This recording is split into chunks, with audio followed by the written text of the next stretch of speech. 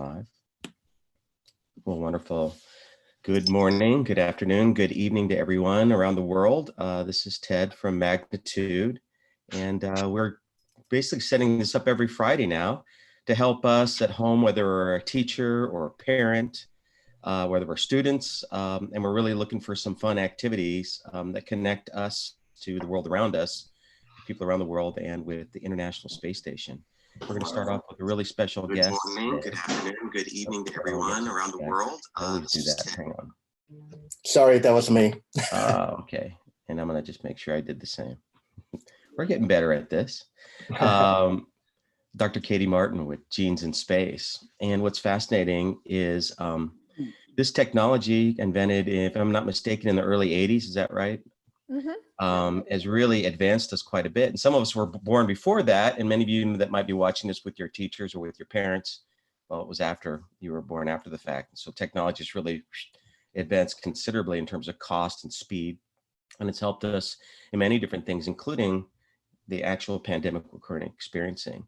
But Dr. Martin works with Genes in Space, where you can actually create your own proposal to run a project looking at DNA in microgravity. So I'm going to actually turn it over to the expert. And Dr. Martin, please, why don't you introduce yourself and share your program? And then if you can, stick around for a little bit. We'd love to imagine our teachers here and others on YouTube will have questions as it relates to our plants and microgravity as well. Yeah, happily. Thank you guys so much for having me. As Ted said, my name is Dr. Katie Martin. I'm the program lead for the Genes in Space program, and I'm really excited to be chatting with you all in the ExoLab community and friends of the ExoLab community today. As he said, I think there's a lot of overlap between Genes in Space and what y'all do with ExoLab. So I'm hoping, I think, and I anticipate that this will be of interest to you if you're already interested in ExoLab and the other stuff Magnitude has got going on. So thanks again to the Magnitude team for making this all possible. It's great to be chatting with y'all today. Let's see. So I'm going to share my screen now, as I have some slides to put together. Sorry, Ted, is that? Yes, I can share here. Yep, you should have full capability. Cool. All right, I'm going to share this whole screen. So, so for those who aren't familiar, maybe if you're already familiar with ExoLab, you might have heard about Genes in Space. But for those who aren't familiar, Genes in Space is a nonprofit initiative founded by two for-profit companies, Mini PCR Bio, which makes the biotechnology equipment that Ted was mentioning, and Boeing, who I probably don't need to explain what Boeing does. Genes in Space is the aim of Genes in Space is to get students excited about science and engineering, and we do that by offering them access to an unparalleled scientific research instrument, the ISS. Genes in Space takes the form of a contest. It is an experimental design competition. We ask students to propose biology experiments they'd like to see done in space, and then we choose one winning experiment each year, and we launch it to the ISS, where it's completed on board by the astronauts there. Our contest, we run it each year. It's open to students in middle and high school in the United States, working in teams or as individuals. And our 2020 contest is open right now. So that's why I'm really excited to be talking to you about this today. If this piques your interest, or if you know someone who you think would be interested in, this is a perfect time to get involved. Our application will be open for about the next month, which is plenty of time to put together a really awesome proposal. The other really great thing about Genes in Space that makes it great for the particularly weird moment where we found ourselves in is that it's an ideas competition. All you need to enter is your brain in a computer. You don't need to do any scientific research. You don't need to do any experiments as a prelude to entering the contest. You just need to dream up an idea and submit it. And you can do that from home just as easily as you can do it in the classroom. So it's an initiative that really lends itself to this kind of at-home virtual learning environment that we've all found ourselves kind of thrust into. So I'm going to start by sharing the story of our first winner, Anna Sofia Bogorayev. I think Anna Sofia's story really captures what we're trying to achieve with Genes in Space. And kind of illustrates the value that our program has added over the 5 years it's been in existence. So Anna Sophia was our first winner. In 2015, she entered our competition as a high school junior, and she has been interested in science, biology, and space her entire life. One thing that she found really captivating is the immune deficiencies that astronauts face. When astronauts spend a long duration of time in space, their immune system doesn't work as well as it did on Earth, and that deficiency actually persists after they return to our planet. And so she was interested in understanding the molecular biology behind this. Why at a cellular level are astronauts experiencing these troubles? And so she proposed an experiment that used the technology PCR, polymerase chain reaction, which is the technology Ted had alluded to in his introduction. She wanted to use that technique PCR to explore this question of why astronauts face these immune challenges. We thought she had a brilliant experiment. She put together a really great idea to answer a really pressing question. There was one problem, which is that no one had ever done PCR in space before. No one even knew if it would work. There was no guarantee that it would. But we believed in her experiment, and we launched, in order to execute it, this mini PCR machine, which you see floating in the cupola of the ISS here. She wanted to use that technique PCR to explore this question of why astronauts face these immune challenges. Sorry. Oh, that's okay. I was hearing myself there. So this is not a Photoshop picture. This is really a PCR machine, our mini PCR machine floating in the ISS cupola here. And it was used for the first time on board to answer Anna Sophia's question. So as, again, a high school, I think she was a senior at the time her experiment launched. She was responsible for this first proof of concept experiment where PCR was used in space for the first time. So it's amazing she's able to leave her imprint on the ISS. She wasn't even legally an adult yet, I don't think. Anna Sophia, we're happy to report that PCR did work in space. We were able to get results from Anna Sophia's investigation, and she was actually able to publish her research as a first author in this peer-reviewed journal, NPJ Microgravity. For those of you who teach high school or teach at any level, you know how rare it is for a K-12 student to publish at any level. Let alone as a first author, which indicates she led that scientific investigation.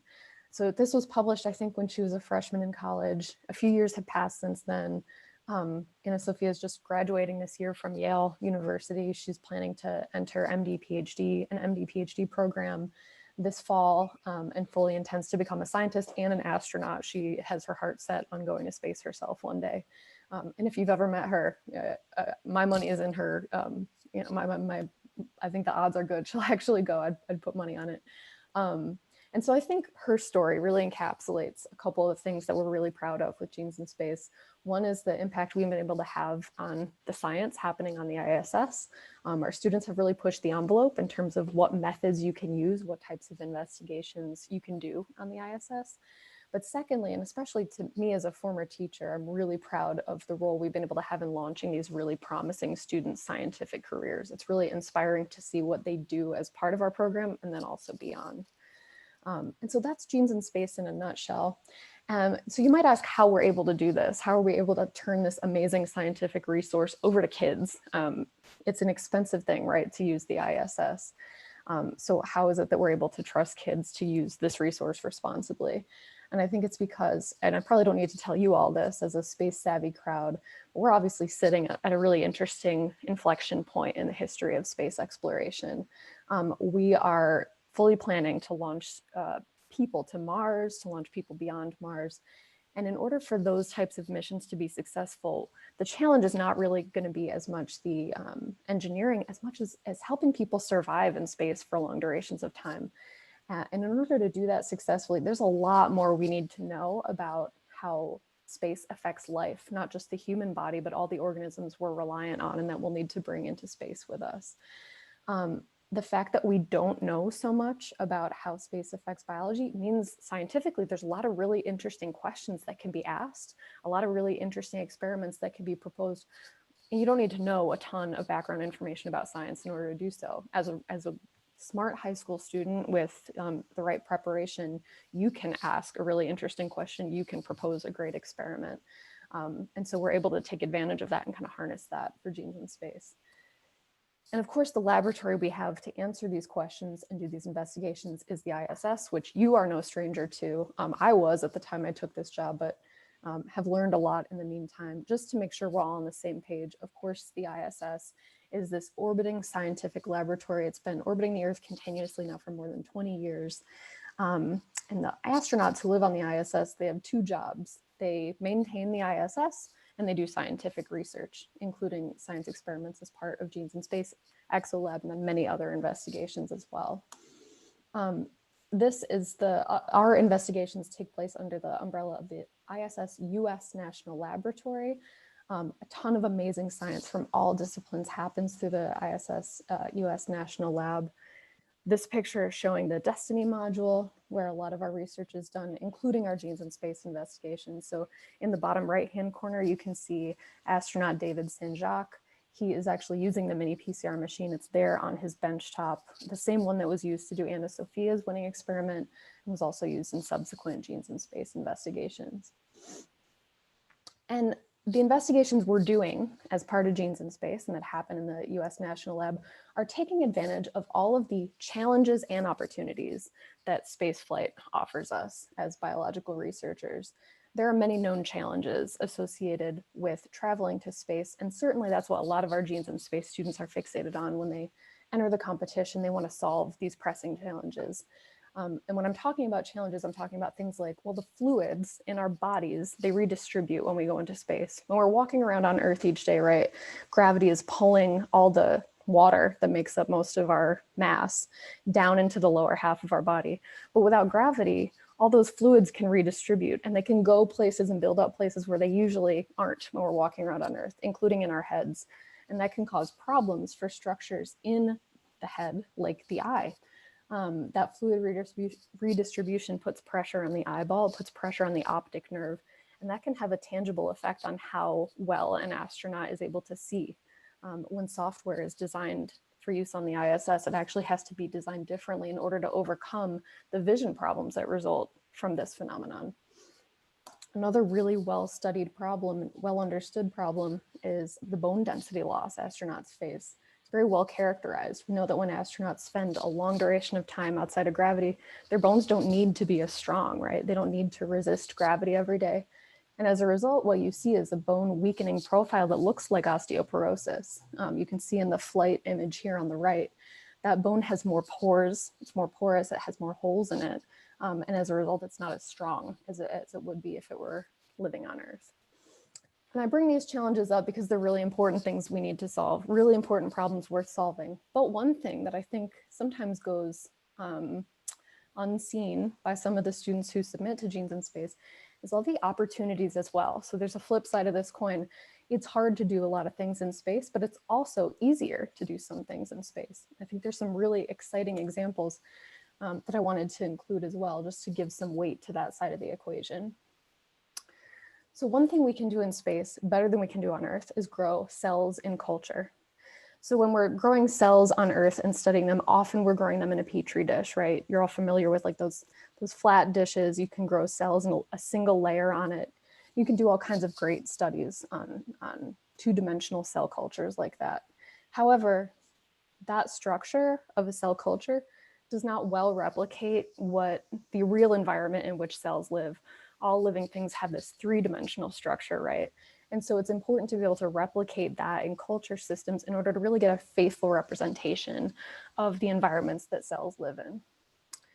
3D cell culture is actually something that's much easier to do in space than on Earth. On Earth, gravity kind of creates that two-dimensional structure, right? It kind of pulls cells down on themselves. And so it's hard for them to grow up in this Z direction. Whereas in space, we don't have that problem, right? There's no pressure, gravity exerting pressure like that. So it's easy to grow really robust three-dimensional cell cultures in space. By the same token, it's also easier to grow crystals in space. And this is really important for many scientific disciplines, but especially biologists who are interested in studying proteins. So proteins are these big complex biological molecules. They do all the work in any living thing's body. They're like little machines. And they have these complicated structures like this. So in the lower right-hand corner, all these spirals, these multicolored spirals, that is just one protein molecule. It's amazingly complex. And that structure, one way we can study the structure of a protein is by growing them in crystals. We grow them, get them to crystallize and grow really large crystals of these proteins. We can look at the structure of that crystal and then make inferences about the structure of the individual protein molecules that make up that crystal. It is really hard to get proteins to crystallize, especially here on Earth. Those molecules are very irregular and they don't like to go into an orderly shape like they would need to do to be crystallized. However, it's a little easier to do that in space. Gravity, it turns out, kind of inhibits that crystallization process. In space, that's not a factor. So it's much easier to crystallize complex proteins in space. Now that's of use, not just in space. The idea of studying proteins in space is one possibility, but I think there are scientists on Earth who would like to grow their crystals in space, turn an orbiting space facility into a crystal farm, and then send those crystals back to Earth where they can be studied. So I say this again just to highlight the fact that yes, there are certainly challenges to life that come about with being in space, but equally exciting. I think there are a lot of really great opportunities we can take advantage of. So our students have been doing just that now for 5 years. As part of the Genes in Space program. I've already introduced you to Anna Sofia Bogorayev, who was our 2015 winner. Since then, each year we've launched at least one student investigation per year to the ISS. Our second winner, Julian Rubin Fine, who won the competition when he was, I believe, a sophomore in high school. He was interested in studying another challenge faced by astronauts, one we haven't even talked about yet, the fact that they age prematurely. You can see it in their faces after they spend a lot of time in space. It's like looking at the president after he's been in office for 4 years. That premature aging is a real thing. It's visible, and it's also visible at the microscopic level. If you look at how body systems function, it adds years to your biological life, spending time in space. He was interested in studying the molecular cause of that. So he was studying telomeres, which you might be familiar with. They're little end caps on our chromosomes made of DNA. And he was like, can I monitor those telomeres in space to kind of monitor this aging process in real time as it's happening? In the interest of time, I won't walk through all of our other students' investigations, but they're very sophisticated what these kids are doing. And importantly, each of them has kind of added to the experimental repertoire available on the ISS. Anna Sofia was responsible for the first PCR experiment, but each subsequent winner has also added something else to our toolkit to the point where now we can do a lot of microbiology we weren't able to do before. So our 2019 winners, Finsim and Yuji, they're interested in studying neural function. We're currently preparing their experiment for launch, but even as we're doing that, we're getting ready to name our next winner. And we'll be doing a completely new investigation next year. And it could be your student, or it could be you if you yourself are a student listening. So I want to talk now about how you can get involved. If you have an idea for a biology experiment you'd like to see done in space, we'd love to hear about it. We're going to launch one next year and it may as well be yours. So for the rest of this talk, I'm going to chat a bit about how to get involved in Genes in Space. Again, we're open to students in grades 7 through 12. You can work individually or in teams of up to 4 students. And each student has to be sponsored by an adult. That can be an educator. It can also be a parent. I know many of you may not have access to your teachers in the same way you would if you were at school, speaking to the students in the audience. Any adult can sponsor an application, and our application again will be open through May 9th. So you have about a month to participate if you're interested in doing so. Entering Genes in Space, as I said earlier, does not require any equipment. This kind of seems maybe like a science fair. It's more like a science fair in reverse. So when you're entering a science fair, you need to like do all these experiments and then you can enter the competition. Then you find out if you won. In Genes in Space, it's just an ideas competition. You just need your brain and a computer, contribute your idea. And then if you win, that's when we'll need to actually do your experiment. So all that you need to do in order to submit an application is go to our website and fill out our application. Doesn't require any money or any equipment in order to enter. We get all kinds of great questions each year, and I'll talk a little bit later on about what we're looking for in a proposal, what kinds of questions we're looking for. But just in the interest of touching on how our contest cycle works, I'm going to jump to the next step. We judge all the proposals that come in, and then we name a total of 25 awardees. So we name the top 5 proposals are 5 finalists. Those are the entries that are in contention to launch. One of those finalists will become the winner of the competition. We do name an additional 20 awardees though, because we reliably see so much talent in the pool of applications we get. We don't think it'd be right to let those go without recognizing them.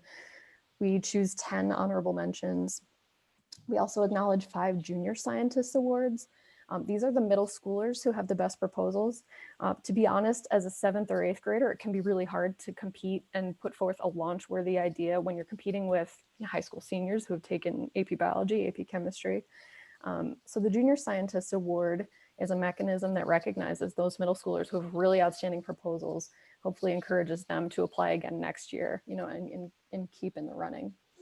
We also recognize 5 Constellation awardees. These go to the schools in each region who are responsible for the most submissions.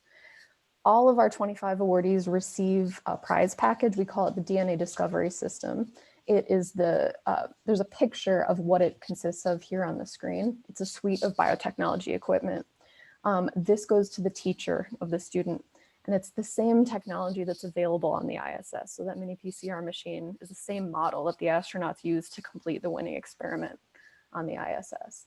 And by giving this to the awardee's teacher, we hope that they can use it to kind of teach other kids about these methods and introduce them to the contest.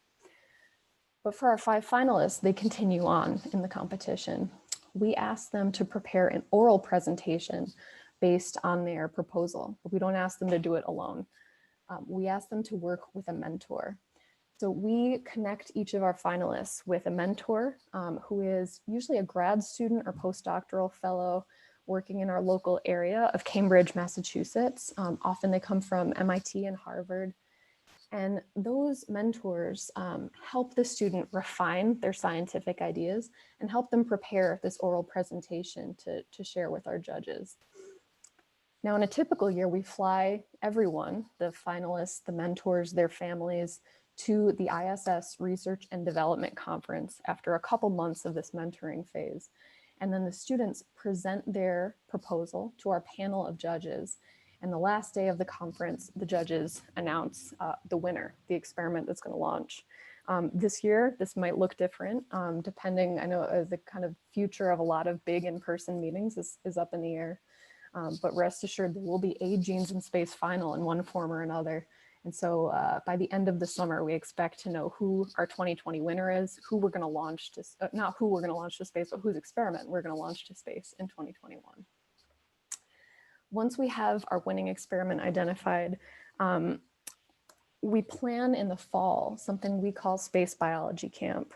This looks a little different each year, but the basic idea is for the finalists to come and do their experiment on the ground as a preparation for the experiment that will be carried out on the ISS by astronauts. We fly them and their mentor to a lab.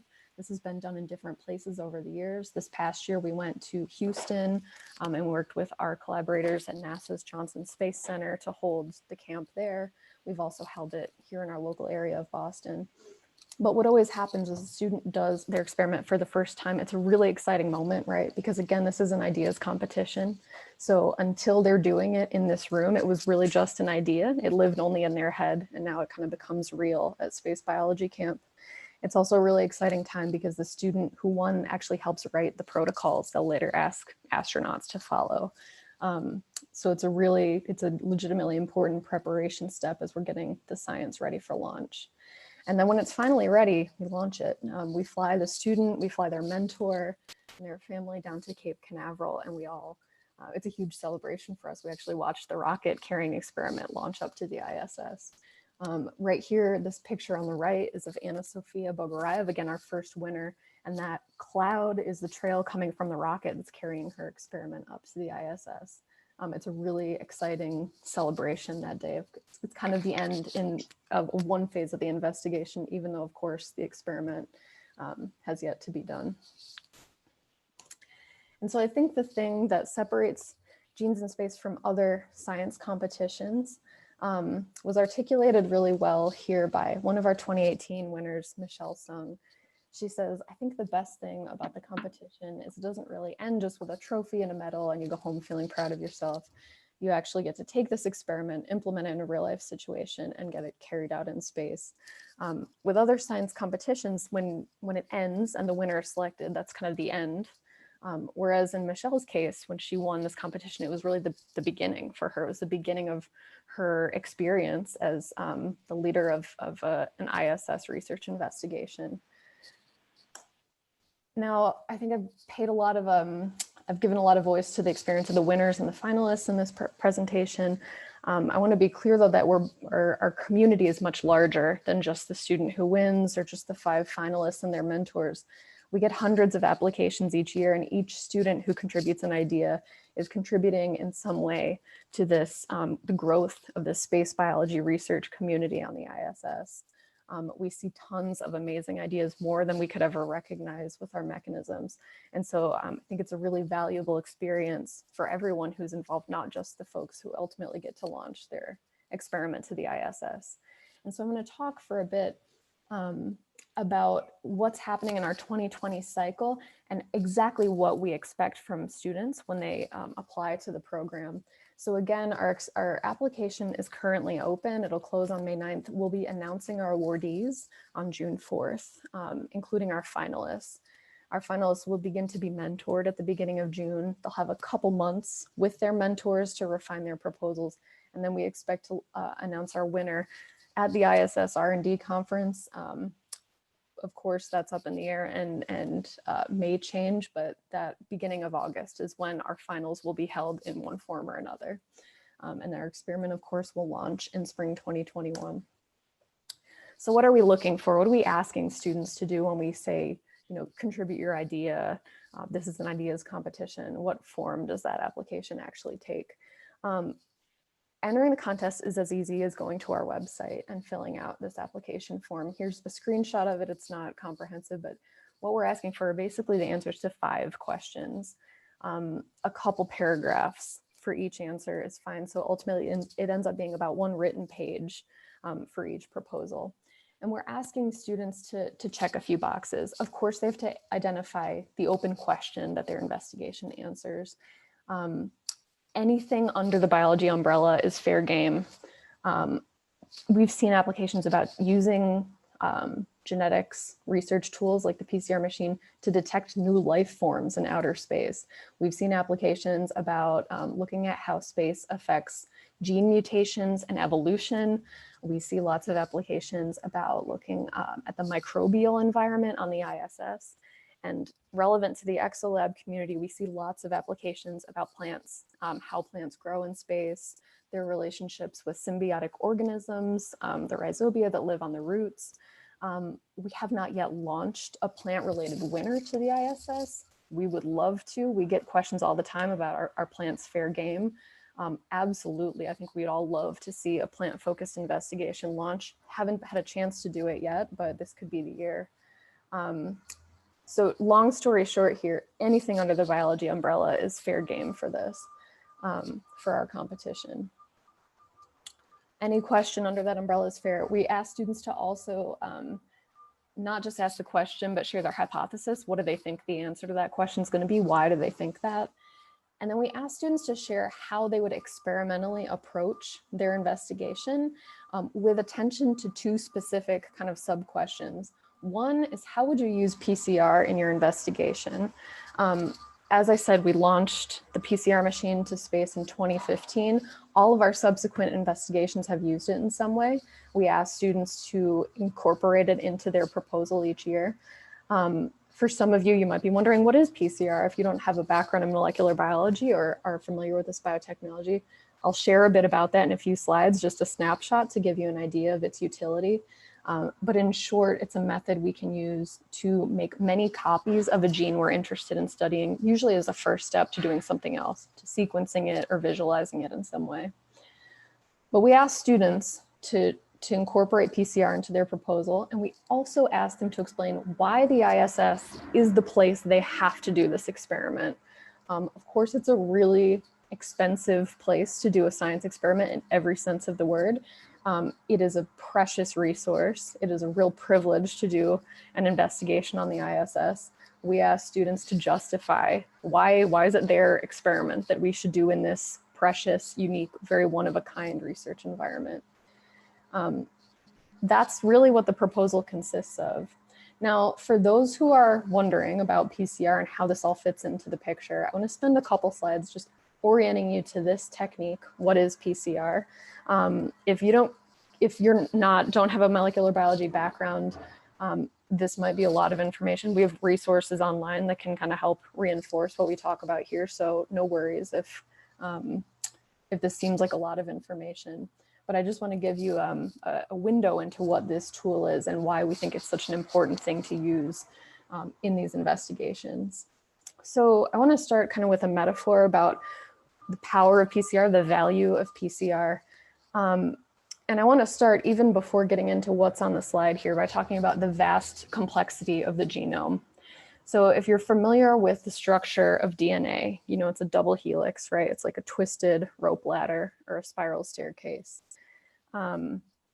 If you were to think about the human genome in that sense of a twisted rope ladder, it would be a rope ladder with 3 billion rungs. So the DNA code is of course written in these 4 letters, A's, T's, C's, and G's.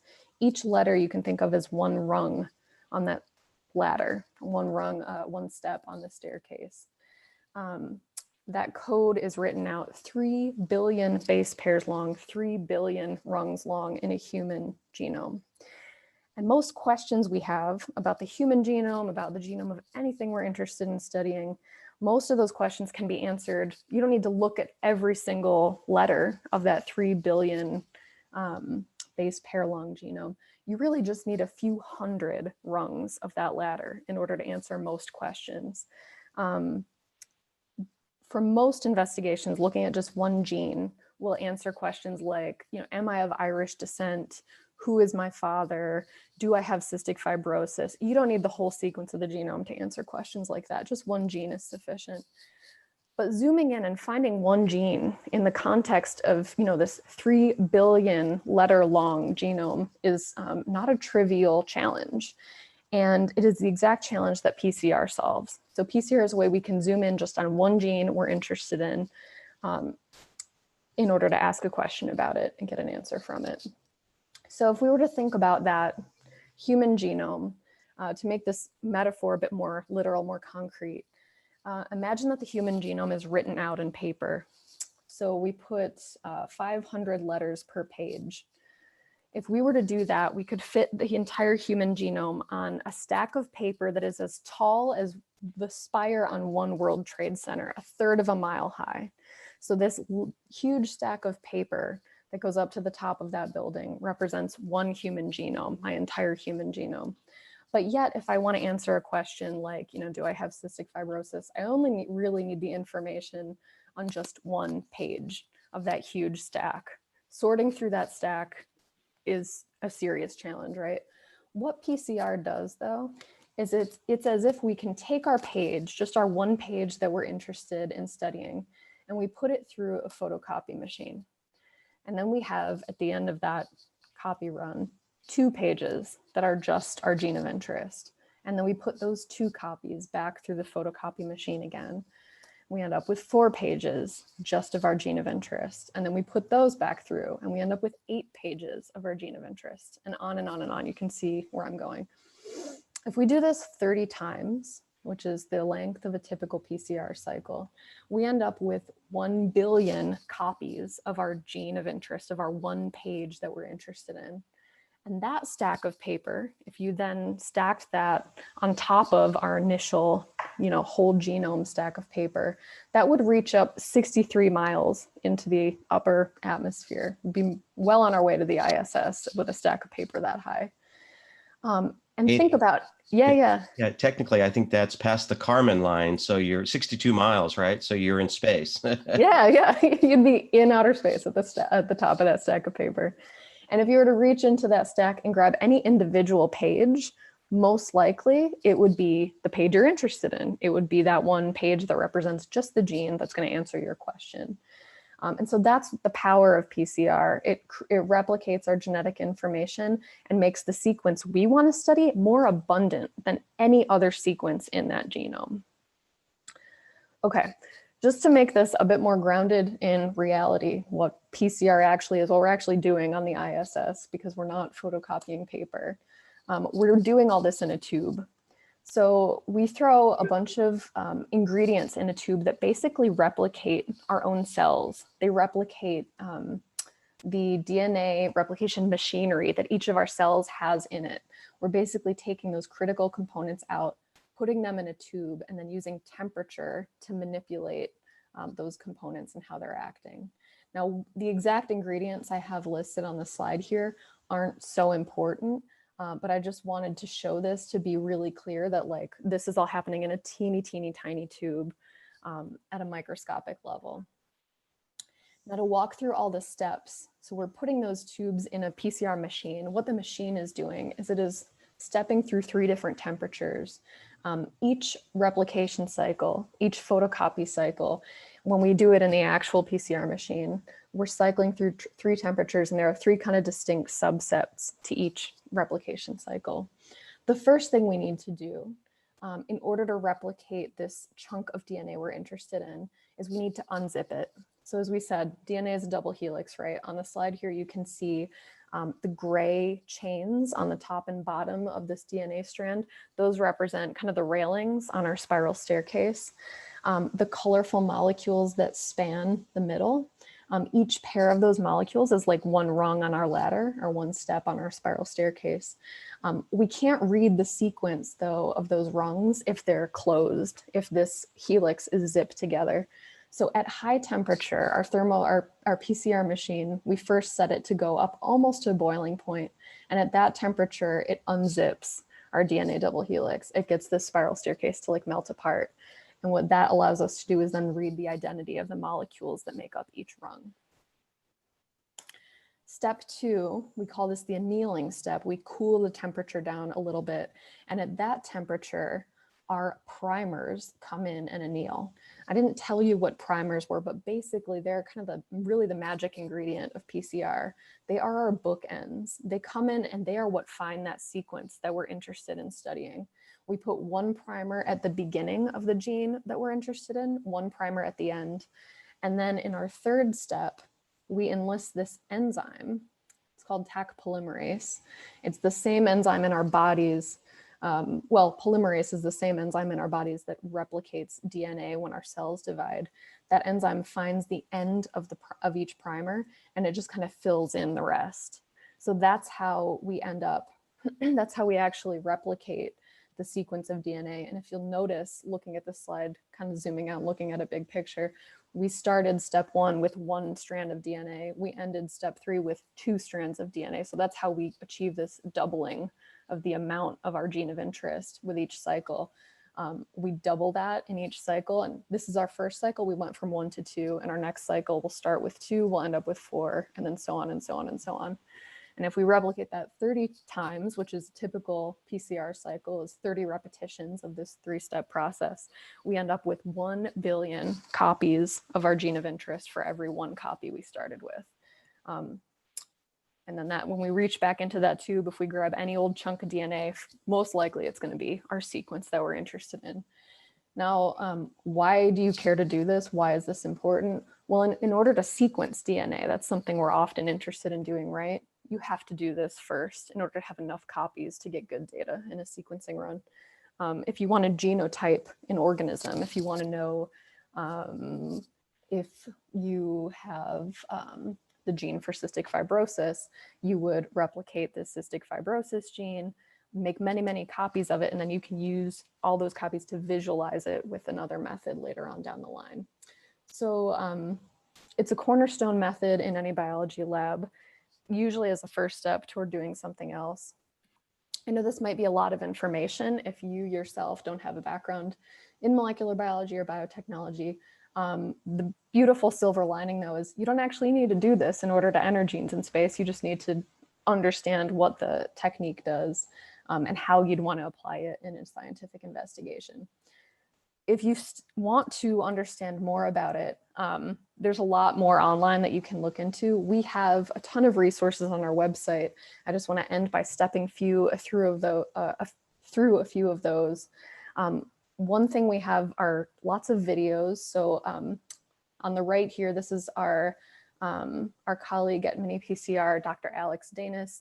She's a science communicator and a PhD in genetics from Stanford.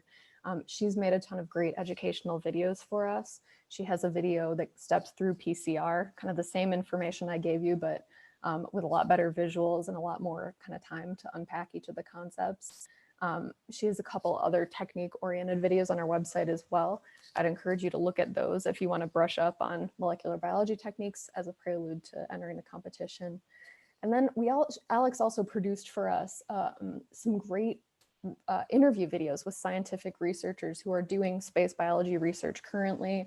On the left here, we have Dr. Joya Massa, who I know, Ted, I believe you guys you work with Joya. She popped in one of our earlier sessions. Hope to have her back, which would be great.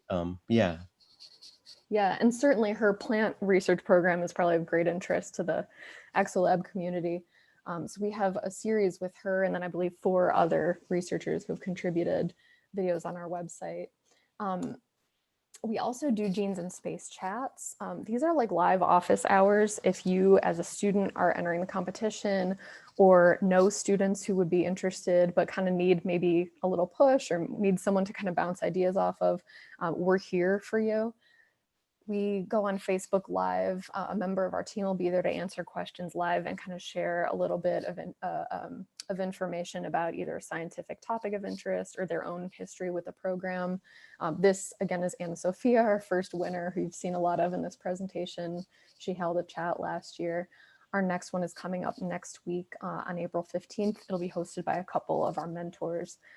So I'd point you that way if you want to get live answers from someone after I leave with you guys today. If you're a teacher and want to teach your students about biotechnology or introduce them to Genes in Space, we have some teaching resources, lesson plans, and worksheets on our website, all available as free downloads. We have one on PCR, we have one on gel electrophoresis, which is kind of a related technique we didn't talk about today, but it's a really nice kind of second step following a PCR run. So I'd encourage you to check those out. They're applicable if you're teaching Genes in Space, and then also not if you're just teaching biotechnology. They're great resources. And then for students who are interested in submitting proposals and want to kind of see what a gold standard application looks like and kind of see the quality of the work that we typically get, we have an example proposal available just to give students an idea of like what does it look like to what does a successful proposal look like. This is all stuff you can find at genesinspace.org/learn, or there's a resources tab on our website. If you just go to genesinspace.org, I'd point you in that direction if you're interested in following up on any of these resources. And I want to conclude by thanking our sponsors. I mentioned Mini PCR Bio and Boeing, but we're also supported by Math for America, Space Station Explorers, which I know we share that with the ExoLab. We're all kind of under that umbrella, and the New England Biolabs, who are our partners in science and help us get the investigations done on the ISS. And so that was what I had in terms of prepared slides, but I'm happy to answer any questions that you guys might have or talk a bit more about plants and how these tools can be used to kind of advance investigations in botany as well. So totally here to answer any questions, and thank you again for the opportunity to chat with your audience. Awesome, Katie. Well, thank you. Maybe if you can unshare your screen, we'll see who's on. Sure. I do have a question from YouTube. They're curious if the competition is open to U.S. students only, or is it open to everyone? It is, yeah, this competition this year is open to US students only. We have held international competitions in the past. In 2016, we held one in the United Arab Emirates. We are looking to do international competitions again in the future. So if we do one in your country, that would be announced on our website. Keep an eye out there. But for this year, yes, we're US only. Mm-hmm. Well, thank you, Katie. And thank you so much for describing that. The copier makes it so clear to me as a layperson of what's happening. And of course, when you get into the enzymes and what have you, that's a little deep water, but still very, very exciting. We've got some teachers that have joined us right here inside Zoom. They're active with our ExoLab. Guys, I imagine you have some questions for Katie while Dr. Martin's here. let's explore that. As we know, we're kind of thinking about what life might be doing to that host plant we're sending up with that rhizobia bacteria. And when it comes back down to Earth here at the end of the Exolab 8 mission, we do want to do some sequencing. So now is the time to ask some questions that might help us make that determination on what the right legume would be to send up. So the floor is yours, guys. What kind of questions might you have? I mean, I'm somewhat curious about what even the right tissue choice would be, Katie. You know, do we want to sample nodules? Do we want to try to grow up the rhizobium from the nodules? Do we want to look at root material that hasn't nodulated? All of the above. Yeah, that's a good question. So PCR, in terms of like using PCR to, as a prelude to, as you said, you're interested in sequencing these plants. So in order to do that, we want to do PCR. PCR is a really sensitive technique. You only need a really small amount of DNA to start because, you know, the technique itself does the rest. It makes 1 billion copies from one. So you don't need a ton of raw material to begin. I think what's harder though, is doing the DNA extraction piece. So PCR, if you throw in the DNA, it can just run with it, but getting the DNA out of the plant, getting enough DNA out can be a challenge. When we do, so mini PCR, I'm based at the mini PCR headquarters. We make lab kits for teachers to use. And we have a couple labs, we have a couple labs where that are plant-based, where you're taking plant tissue and PCRing it. We always, what we do is we take a hole puncher basically, and we punch a hole out of a leaf, and that amount of tissue is great. And it breaks down really easily with the solutions we have to kind of dissolve the cell wall to get the DNA out. So that tends to work really well. I don't have as much experience though using roots, or if you were interested in studying the bacteria growing at the roots, it's less clear to me how you'd want to do that. You might need a lot more of that kind of tissue to start with. I think my guess is that because the root has such a heavy storage function and there's a lot of more extracellular kind of scaffolding there, that it would be tougher to break through that to free up the DNA in the cells. That's really speculation on my part though. So I think the safe way to go would be a leaf to start. And then if there's a specific question you're interested in based on a different tissue, we might need to do some more background research to figure out exactly how to get that DNA out. Great. I know we've got some more thoughts in our head here, but while we're thinking about that, I just want to introduce our international audience. We've got folks really representing different parts of the world.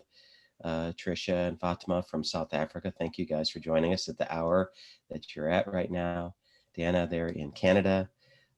Javier, you're in Houston, but you represent Latin America. We're going to be kind of bringing in a little Espanol to help us discern the opportunities in space, both with Exolab and with mini PCR.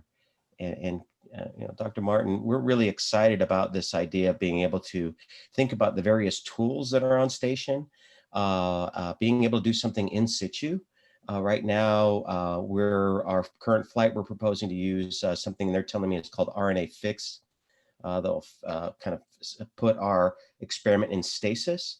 We still have all those other factors that we have to think about, the gravity coming back into Earth and other things are going to jingle around the whatever kind of little change that might have happened.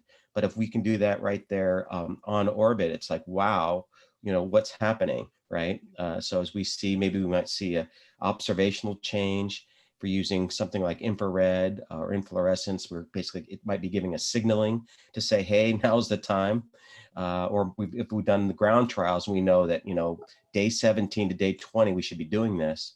In the future, I'm not sure if we can pull it off within 300 days here with Exolab 8, but being able to take that next step in orbit with something like mini PCR just fascinates me, and my imagination just starts to run wild, probably past the science to pure imagination. But no, I'm right there with you. I think like our two programs are very complementary in many ways. You're growing plants on station, and a lot of what we do comes after the growth part, right? We're like, you know, punching holes out of leaves and then like breaking down and looking at the DNA inside. So yeah, it would be a dream to be able to kind of like glue our programs together and use some of our tools to answer some questions about the plants that you've got growing, where you have all this great data there. You've been monitoring them the whole time they've been growing. I mean, it could be a really robust investigation.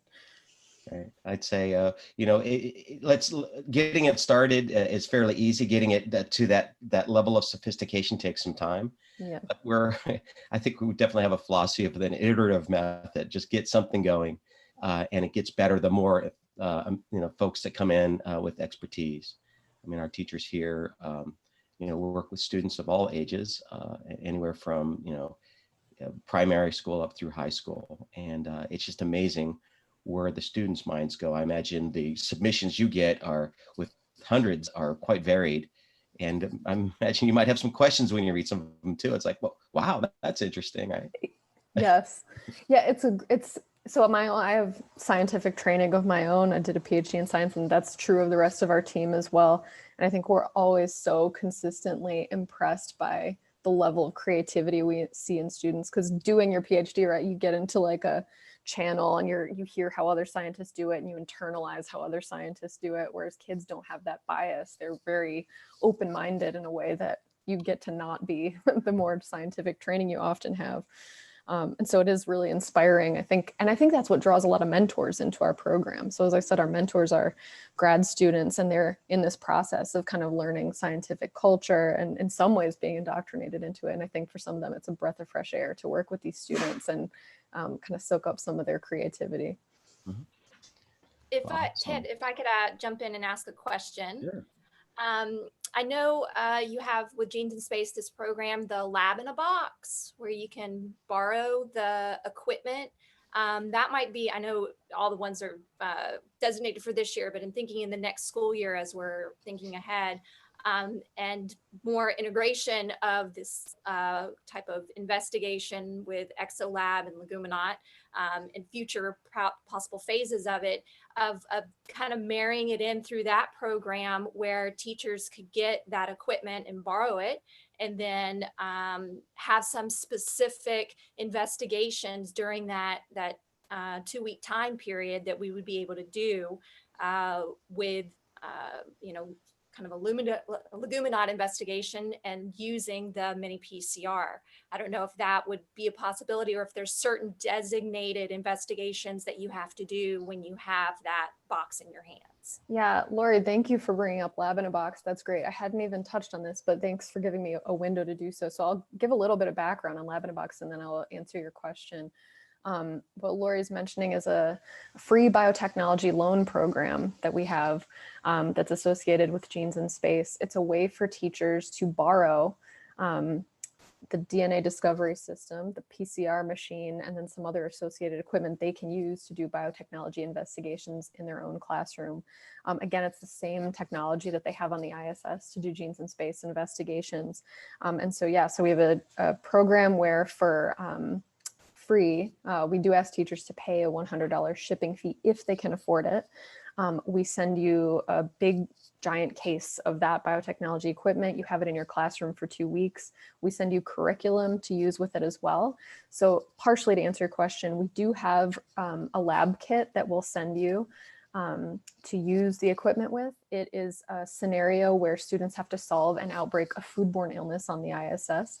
It's a fabricated scenario. This has not happened in history, but if it were to happen, the way that scientists would solve it is by doing the exact same processes the students would learn by walking through this lab kit. So partial answer to your question, we do send you reagents and activities to use with your students. You're not under any obligation to use them. I mean, they're free to you to keep or use or not use. But if you had something else you wanted to do while you had the loan, absolutely, that's fair game to do. We do have lots of teachers who, over the period of the 2 weeks while they have the loan, they do the lab kit that we send them, and then they also maybe buy another lab kit to use as well. So there's certainly time to fit other things in during that 2-week loan period. So yes, Lori, I love the idea of if you're an ExoLab teacher and you're already participating in the Leguminaut challenge, if you kind of see an opportunity to use the mini PCR equipment to do a molecular investigation, in the same vein, yeah, we encourage you to do that. I think that would be really awesome. And I'd love to see an application for Lab in a Box that kind of suggests that tie-in. Which brings me, final point I want to make about Lab in a Box. Our application for Lab in a Box for the next school year actually opens Wednesday of next week. So if you're interested in Lab in a Box, go to the Genes in Space website, go to our resources page, and you will find a page on Lab in a Box. It'll tell you more about the program, and it'll also have a link to the application. If you're interested in borrowing the equipment, feel free to submit your application once it opens up next week. There you go. Great, and I had looked at that as well and gotten an email about it, so I'm very excited about requesting it. Do you think, as far as the level of what students are able to do, a 9th grade or 10th grade intro biology, or maybe the honors class would be able to achieve success with it, or is it really targeted towards more of the AP bio level? No, I think all high school is fair game. I think it can be very successful, 9th through 12th, anything in that range. We actually also have, it's open to 7th through 12th grade classrooms. We have each year a few middle school classrooms as well that use it. And I think it can be a little bit more of a challenge to get students familiar with the lab techniques and comfortable with the lab techniques. But we've had a lot of middle school teachers have positive experiences as well. So yeah, I think that anyone in that range. And Great, Katie, I thank guess I should mention Mini PCR, the company that basically manufactures this, also has it available for purchase as well. That's right. So Yeah, of Your course. school has budget and funding and wants to do advanced research ongoing. Mini PCR has that available. Yeah. And I think what we're going to be looking to do here with the 300 some odd days prior to ExoLab 8 is thinking about a way to have an extended program as we look toward the back end of this, in which, well, your plants are growing here on Earth, and these other plants are growing in microgravity, to actually do these the sequencing. We'll probably have to fix the RNA up there, and sequencing it might be a little bit more of a challenge with a shorter window. But bringing that back down and then doing the sequencing of the plant and the bacterium that had grown in microgravity. So that's something we're considering. I think that'd be fun to explore. What a suggestion. Questions that came in via YouTube. I'm sorry, go ahead. Yeah, Dr. Barker is on the line, and he has a lot of questions. Mhm. I can't imagine. Well, a quick suggestion. I was thinking about how the PCR in a box could be used in association with the Leguminaut challenge.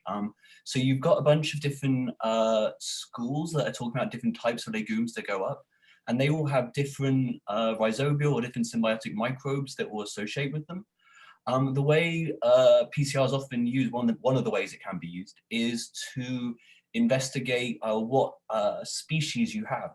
When you look at like a microbial growth, it's hard to tell just by looking at it. Near impossible, some would say, but you get an eye for it if you're in plant pathology or something. But the gold standard is to perform PCR. So essentially your students are already going to be growing a microbial sample, and they're just going to be looking at it and assuming it is what it says on the tin. As a scientist, we learn assumptions tend to make an ass of me, at least. So my question is, could the PCR in a box be used to deduce the types of microbes that the students are using as an inoculant in these experiments? Yeah, that's a great question. So I think you can use PCR. So I think what you're talking about in terms of using genetic information to identify microbial species, one common way to do that is through what's called like 16S sequencing. So there's this gene that's well conserved. The name of it is 16S. I think it has a longer name than that, but that's the shorthand we use. And the sequence differs by species. So you can look at the sequence of that gene and match it to, oh, this is E. coli something or other, and this is Salmonella. You can absolutely use PCR to amplify the 16S sequence. So you'd have your primers that would zoom in and find that 16S, and then you do a PCR cycle, and you'd end up with a big tube full of the 16S sequences from whatever microbes were in your sample. To do the sequencing, that is not a capability of Lab in a Box. So there are great portable sequencers out there that field biologists use. It's called, and there's actually one that's in common use by field biologists is also available on the ISS. And our Genes in Space investigations have used mini PCR in combination with this little portable sequencer before to do exactly this. And we haven't done it per se in bacteria, but our collaborators have. That machine, that portable little sequencer, is called the nanopore, the MinION from Oxford Nanopore Technologies. It's a great tool. It is difficult, I think, depending on your background, if you have a molecular biology research background, I think it's easy to learn, but it's not built for classrooms in the way that the mini PCR machine is. So I think you could absolutely use mini PCR in your classroom to amplify the 16S sequence, but actually doing the sequencing would not be as straightforward to do in your classroom. Yeah, go ahead. Thanks your mailbox, Richard. Yeah, and this is when Cold Spring Harbor comes in handy. So they've got the DNA Subway program. So that's a program that's designed to work with school teachers, where essentially they can then send their DNA samples off to be sequenced. And then that can be processed through a computational pipeline, a graphical user interface that they put in the cloud on their free website. So usually to then process these sequencing data, it was really technical and required lots of programming, but they've made that now point and click and really easy to do. So if teachers are interested in doing the mini PCR to detect the marker gene, the DNA barcode in the microbes or plants, they could then also work with the DNA Subway from the Cyverse collaboratory, and they will be able to then send off the PCR product for sequencing, and then the subsequent bioinformatics. So it's so there's an opportunity there. So I've just pasted a link for the DNA Subway Cyverse webpage, so people can have a look. I was just going to ask you for that. So my next question though is regarding DNA extraction protocols on orbit. Have they been demonstrated for all the different model organisms? I know plants can be a bit of a pain with their cell walls. Over. Yeah. So I have limited knowledge of the research programs beyond Genes in Space and to what extent they've done this.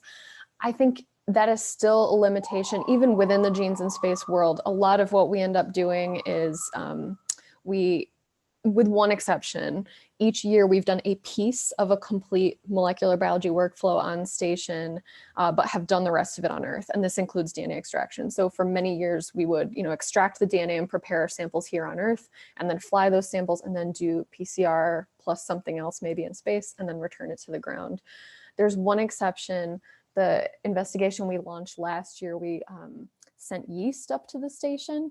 And we used CRISPR, the gene editing technology, to inflict targeted DNA damage in part of the yeast genome. Our students wanted to study DNA repair mechanisms, so they wanted to study how the yeast patched that damage back together. But the result technically in terms of what we were able to do in space was we did grow the yeast, we did extract DNA from the yeast on station. Not as challenging certainly as extracting DNA from plants, because they're, the yeast, they have cell walls, but they don't have the level of extra scaffolding that plants have. What we use to do that, I don't know the exact name of the kit. I believe Quick Extract is a product I've heard of before that's been used, that's safe to use on station. Not totally familiar with exactly what it was used to extract DNA from, but it has been done on station in a limited capacity. I'm just not familiar with the full complement of organisms that have had their DNA extracted on station.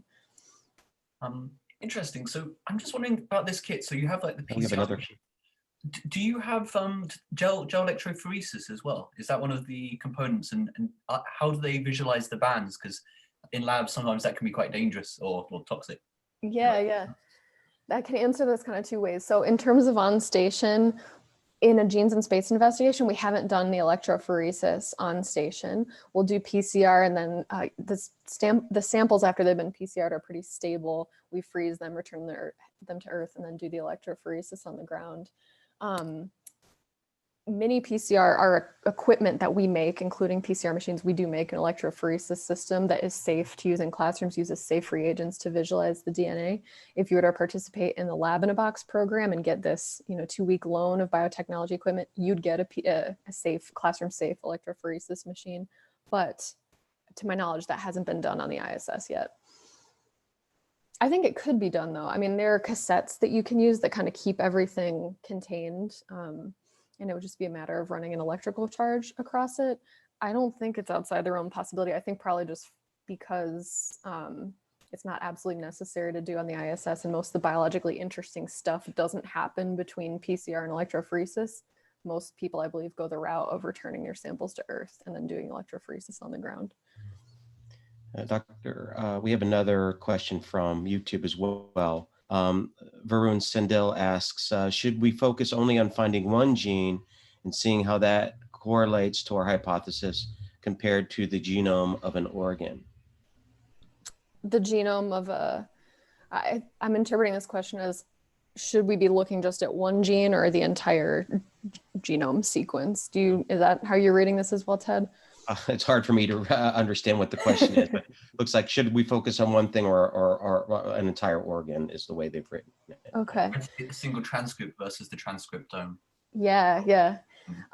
So I think you could take this in multiple directions. So I think to write a really great proposal that's going to catch the attention of our Genes in Space proposal reviewers, you have to have a really focused question. And often that means we're looking at just this one gene or, just this handful of genes, but we know that they're each involved in this one process.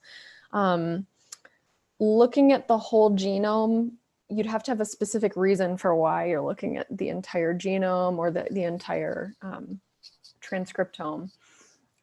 So I think usually picking one or a limited number of targets is more correlated with having a really focused, solid proposal. But if you have a really good reason, I think you can cast a wider net. I will tell you, this past year, we chose our winning team, Finsom and Yuji. They're a couple they were high schoolers in Michigan. They were interested in studying the nervous system. They identified in their proposal a few specific genes they were looking at, but what we ended up doing is their proposal kind of changed and shifted as we prepared it for launch. They are going to be doing a transcriptomics study. They're looking at, and when I say transcriptomics, I mean, we're looking at all the RNA expressed in cells, which correlates to all the genes that are in use, all the genes that cell needs in order to do its job. We're taking all of that, all of those genes, looking at them and sequencing them. And so you can do a great scientific investigation on the ISS, looking at, casting a wide net and looking at the whole genome or the whole transcriptome or some other ome. But if you're talking about putting together a great solid Genes in Space proposal, I think usually those tend to be a bit more focused. Mm-hmm. Valeria, I think you have a question. That kind of reminds me of the space shuttle research, like the first proposals to go up for NASA, again, always focused in on like a really key focused gene. Later on in the bigger omics have come forth and we just look at like what the big broad patterns are. But you're totally right, to get something in orbit, you've got to know exactly what you're looking for. Exactly right. You can't just go on a fishing expedition on the ISS. It's like too precious. Maybe someday though. I mean, right, we're moving toward a future where hopefully it'll be more accessible all the time. So maybe someday that'll be more within reach. There you go. Valeria, you had a question? Yes, I'm an elementary science teacher in Miami, and I was curious to know, when were you first exposed to this type of research or PCR cycles, and how could elementary teachers begin to expose students so that they're more open to participating in this kind of research when they're of age?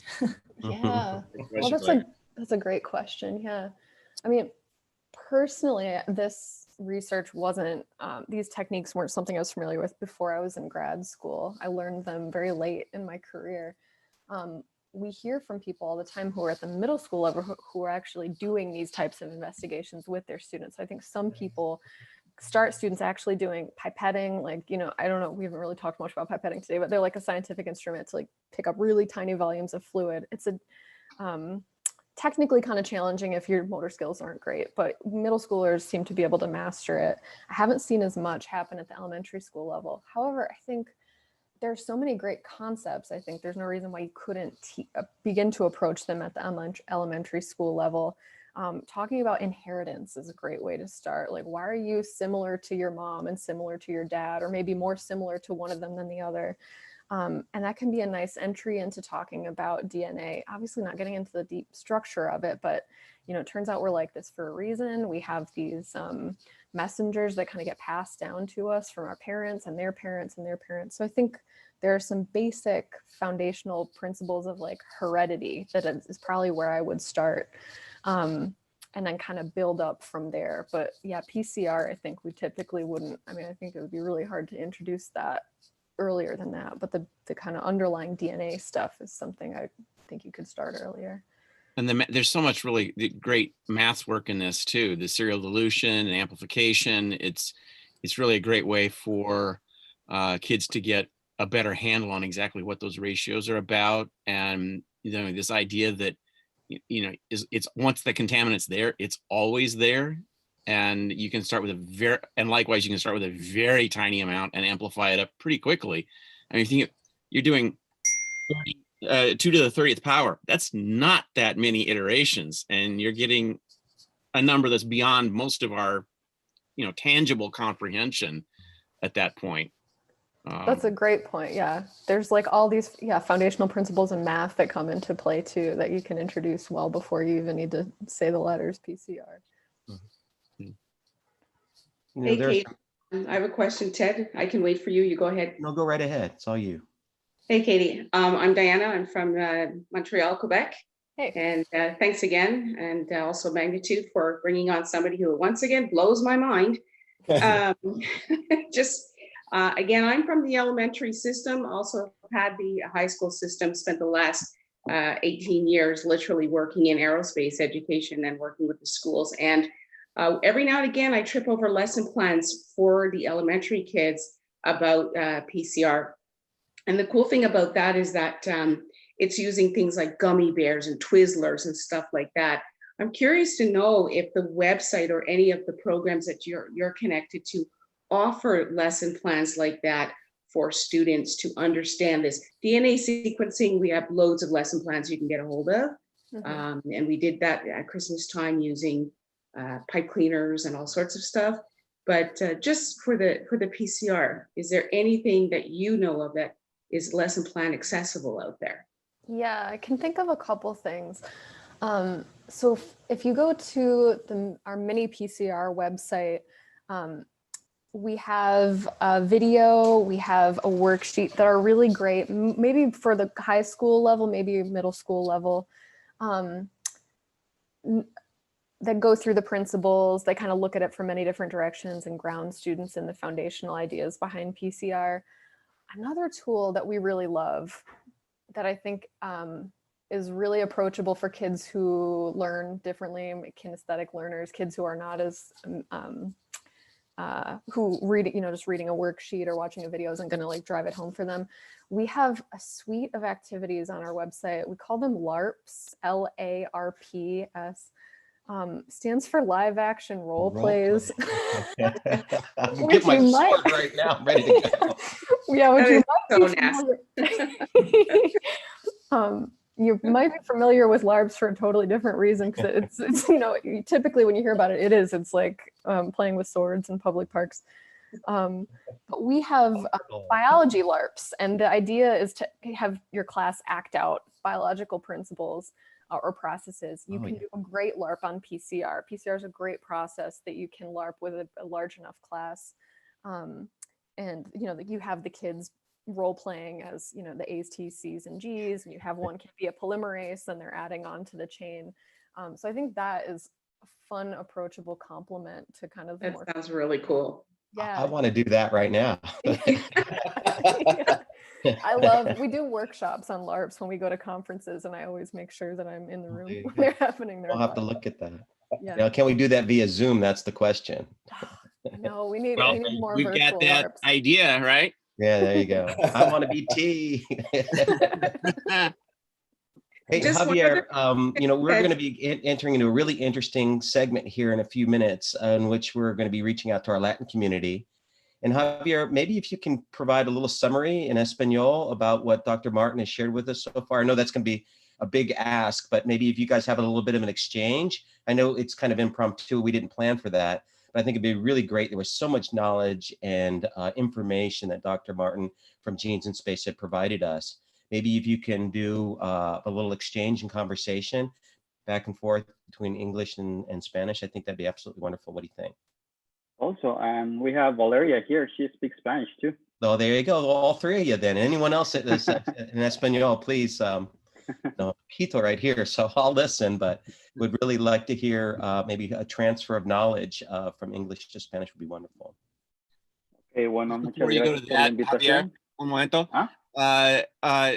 Dr. Katie, if students, teachers wanted to reach out to you, are you on social media, ResearchGate? What's the best way to reach to you? Yeah, we're Genes in Space. I would use the Genes in Space channels on social media. We should be easily discoverable on them. Also happy to answer further questions by email. You want to email genesinspace@minipcr.com. It's on our website as well, but yeah, happy to answer any follow-up questions through social media or email after the fact.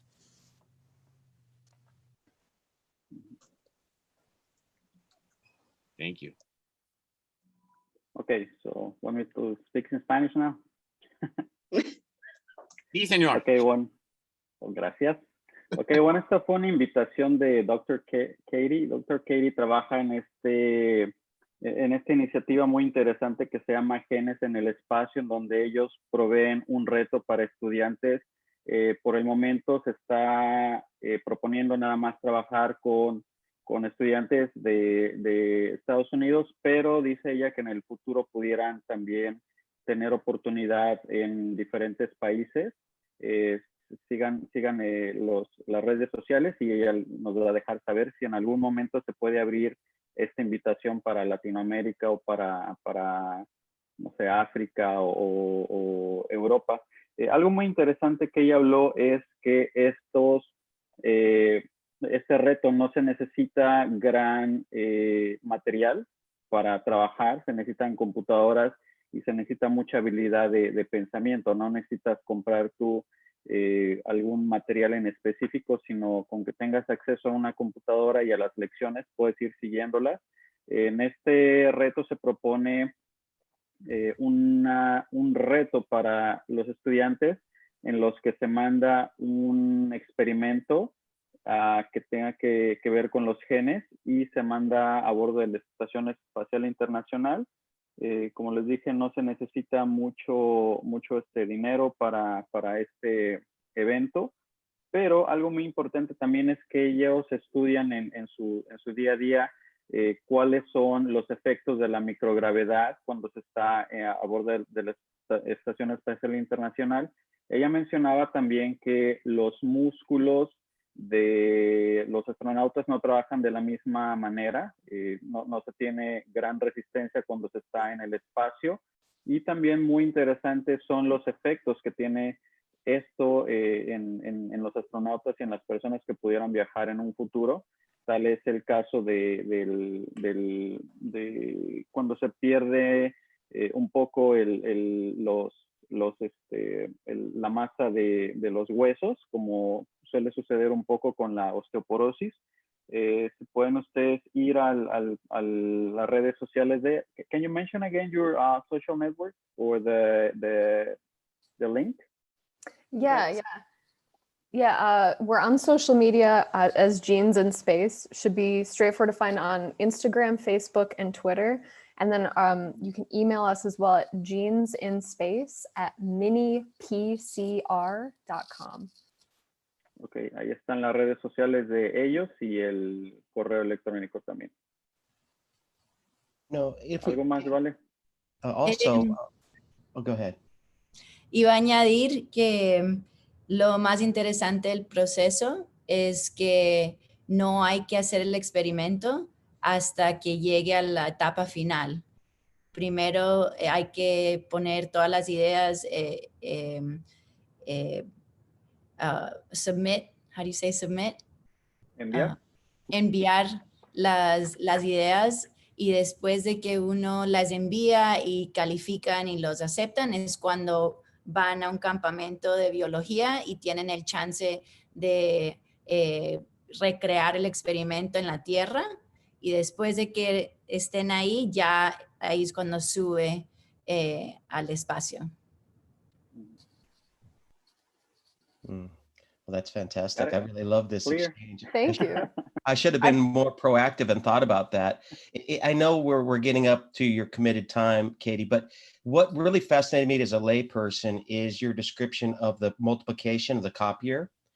I'm wondering if you could put that slide back up and we spend 5 minutes walking through that, and maybe Absolutely. back and forth if there's some definitions that need to be spoken in Spanish. I think that'd be a wonderful translation. Absolutely. Yeah, let me just find my slides again. I think that gets and for me anyway, it really broke open my understanding of what it is that you're able to do with that. Yeah, I'm glad that was helpful. It can be very abstract otherwise, I know. Let's see. Well, especially for those of us who completed our degrees before molecular biology even existed. Yeah. Yeah. The photocopier makes a lot of sense. There you go. And so this is a little bit ad hoc, but perhaps either Valeria or Javier kind of explain a little bit, and then Katie, feel free to jump in too, I guess. And let's see what the 5 minutes can share with us. Yeah, and Valeria and Vale. Javier, just let me know when to advance the slide. I have very minimal Spanish, so I won't really be able to follow, but happy to, yeah, support however I can. Okay. Wanna talk, Vale? Pues puedo empezar y después tú me vas ayudando. Lo que estaba explicando la doctora era que la forma en que funciona el poder de replicar el ADN es que uno puede consolidar la información que uno está buscando a una página. Si uno se pone a poner todo el ADN de una persona en las páginas y pone 500 bases por página, todas en una torre llegarían a lo alto del edificio de la... Katie, can you go to the next slide where it shows the building? This one?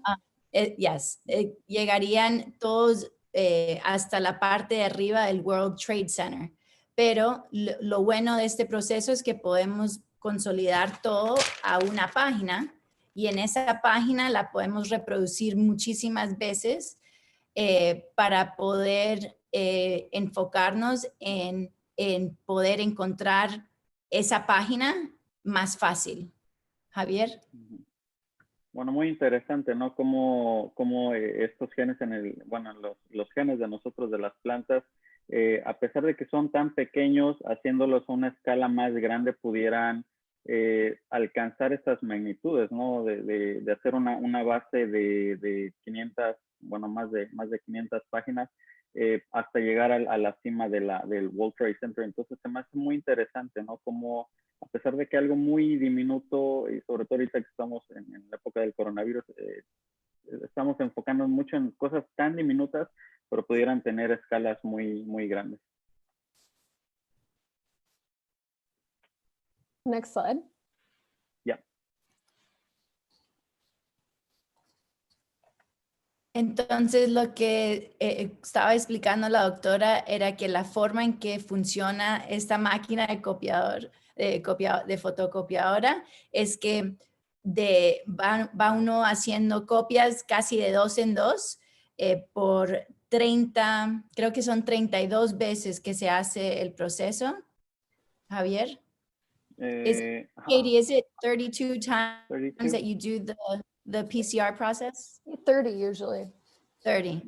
Entonces se hace este proceso 30 veces, y al hacer ese proceso terminamos con millones de copias de lo que estamos buscando, de la página que necesitamos. I think that's pretty much it.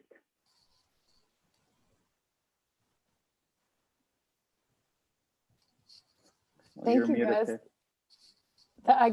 Thank you so much. It was cool to hear that to the extent that I could understand it, but I hope it was helpful for the audience at home. Ted, you're muted. Yeah, it's always, it's all this, the technical information I think is the hardest. It's the hardest to translate. And I think the hardest to make meaning of. So it's really a wonderful resource to have our friends all over the world who can do that for their colleagues and their students. And there's just so many untapped minds that I think we're gonna start tapping. Hmm. Ted, you're muted. Can you unmute him, Tony? Oh, I'm on mute, sorry. There So you I go. was gonna say what's exciting, Dr. Katie, is that we have speakers really from around the world. We've got French speakers and Japanese speakers, folks, obviously Latin America here, Espanol, Germans. And so what we're gonna be doing, we're kind of establishing a format. I was really just thinking about this crazy global pandemic that's affecting people. And we're looking at things we can influence, things we can change. We know we can build and have strong community. We're thinking about educators as parents, as students. What can we do on the things we can affect and change? And so these sessions happen every Friday. And this first we're going to segue into is we're going to focus on our Latin American community.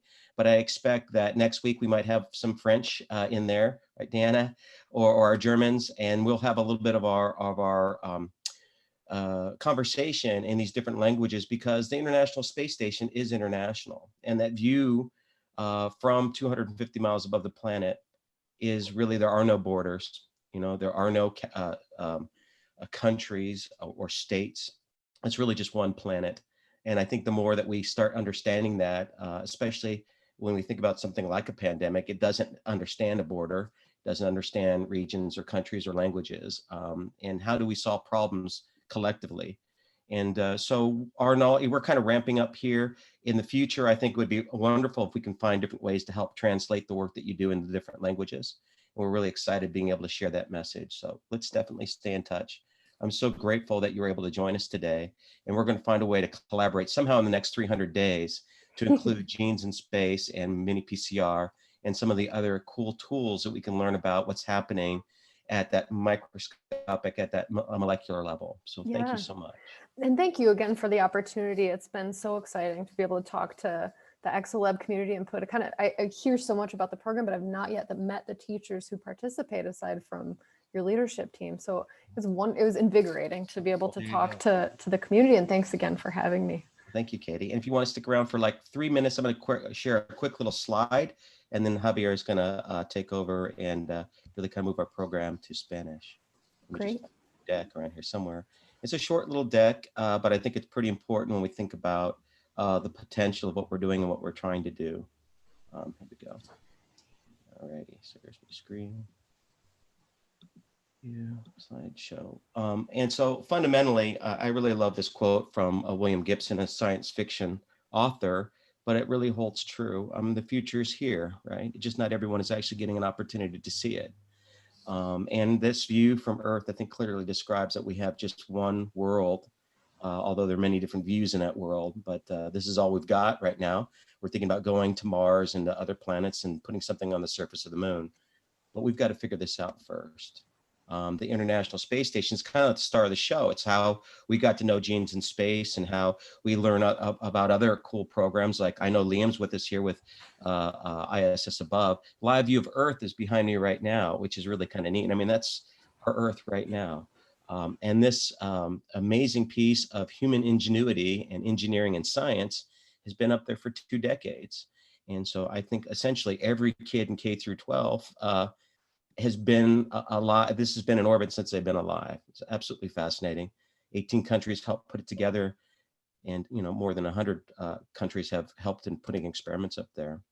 We're very grateful, and I know Genes in Space and other partners could not do this work without the U.S. National Laboratory. They're funded by Congress through NASA, and they basically manage half of the astronaut time for research up there, which is absolutely fascinating, and half the upmaster. So when Genes in Space sends something up there, when we send our ExoLab number 8, when it goes up there, we're reliant on the support of the U.S. National Laboratory. So we're really grateful for them. ExoLab, real quickly, is a is a device. Think about it like intermodal transportation for space. Instead of a 40-foot container on the back of a truck or on a rail car or on a ship, it's a 10-centimeter cube or volumes of that. And so the ExoLab is 2U equivalent, or 20 centimeters by 10 by 10, in which we're able to put. While we run that one experiment in microgravity, we have hundreds of schools around the world. I think soon thousands. We need to do a little PCR on that and replicate it really quick, and get these ground stations that are looking at measuring local phenomenon, the carbon dioxide, temperature and humidity, and of course, all with that gravity vector. But here's our challenge, the Leguminaut challenge. And this is really looking at the UN and what the UN sustainable design, the goals are over the next decade and beyond. So zero hunger. What can we do? While we're doing research in space, we can make life better here on Earth, right? So how do we get to zero hunger? And how do we increase education for everyone, equity in education?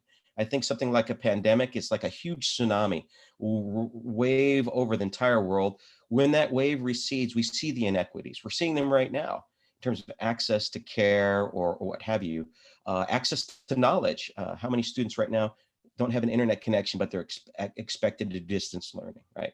And so I think this is an opportunity for us to really recalibrate our thinking about what we need to do in the world.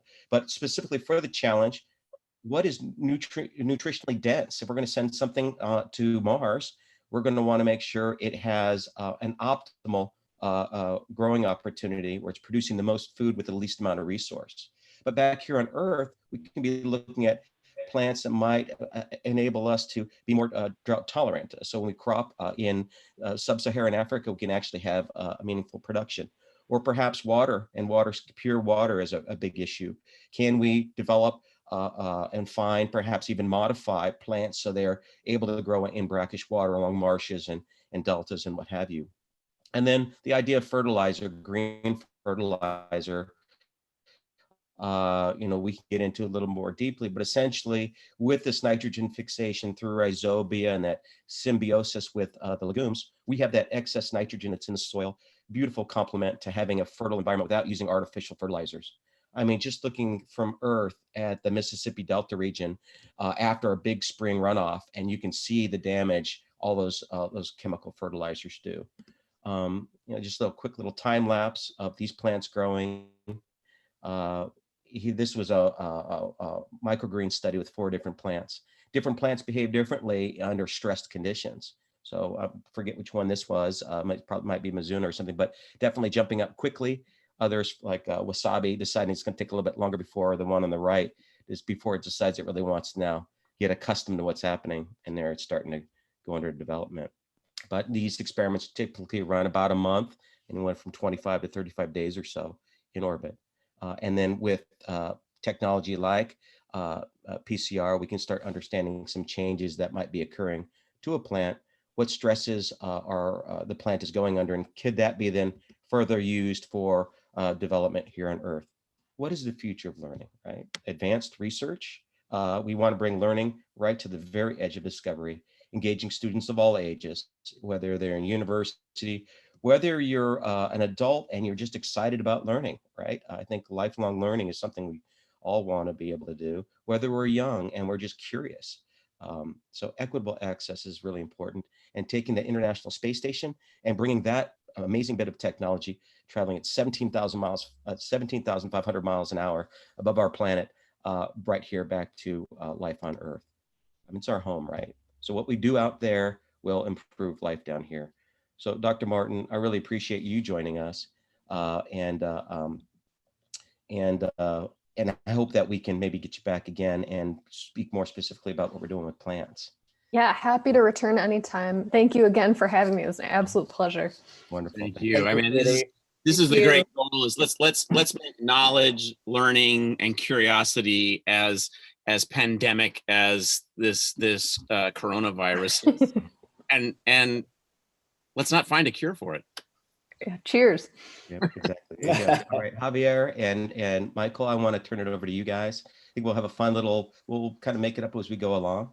Katie, you're welcome to stay as long as you like. And I understand if you have to go as well. Yeah, I got to run, but thanks again. Okay, Thank awesome. you so much. Katie. Bye. And so let's begin taking these explorations in ExoLab and making it accessible to our Latin communities. So I'm going to hand it off to you guys. I'm really excited to pick up a little bit of Spanish and maybe work on my vocabulary. But that would be a fun place for me to start. You'll just have to play it back at half the speed because it says Javier speaks quickly. Okay, guys. Well, thanks for having us. And this is going to be a brief conversation about the Leguminaut challenge. So if you're in YouTube right now, I will encourage you to stay with us, even though it's going to be Spanish, but we have some visuals and you might have some concerns or questions. So you are more welcome to stay. So before we start, guys, I don't know you, but I'm kind of hungry.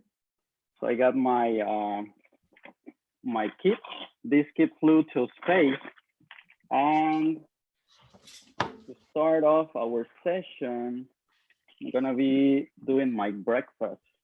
So I have today right now, I have some space tortilla. I have my Mexican scrambled eggs. I have my coffee with sugar. And of course, like people from Latin America, our hot sauce. So we're gonna start our Latin America right now in Spanish after taking my breakfast. Okay, bueno, bienvenidos a todos. Vamos ahora a cambiar al español. Les estaba mostrando ahorita un kit que vino del espacio. Este kit viajó a bordo de la Estación Espacial Internacional. Fue hecho para un experimento y esto lo trajeron de regreso al planeta Tierra.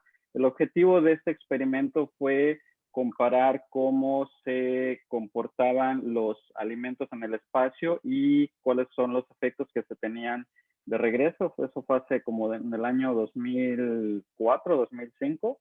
Les estaba enseñando ahorita un poquito sobre un desayuno que pudiera ser un desayuno mexicano. Tenemos aquí tortillas, por supuesto. Tenemos nuestros huevos a la mexicana. Tenemos café con azúcar y por supuesto siempre nuestra salsa picante. Algo muy interesante que tenemos en la parte de atrás es que estos alimentos tienen velcro para que puedan sujetarse y adherirse a las superficies. Hay alimentos que se tienen que envasar desde nuestro planeta Tierra, pero hay otros que le llaman over the shelf, que son como estas alimentos que se pueden conseguir y la NASA ya no tiene que hacer investigación ni desarrollo en ese tipo de productos.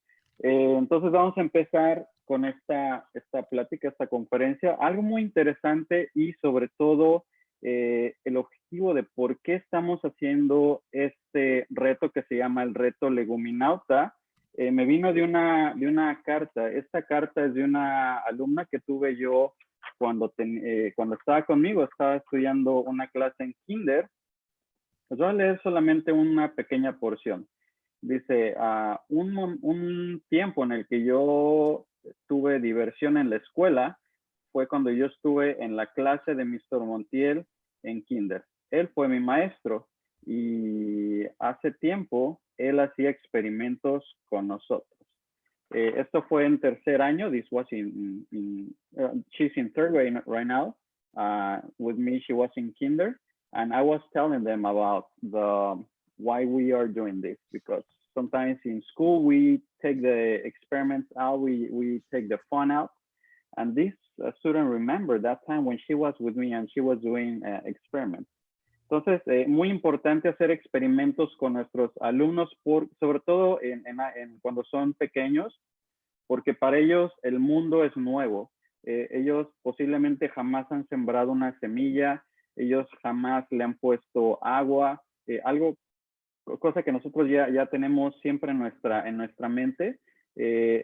Para ellos es el descubrimiento, ¿no? Entonces, si pudiéramos hacer este reto Leguminauta cuando los niños son pequeños, sería genial. Y esa es una invitación para nuestra comunidad, sobre todo en Latinoamérica. Les voy a presentar ahora, voy a poner mi slide.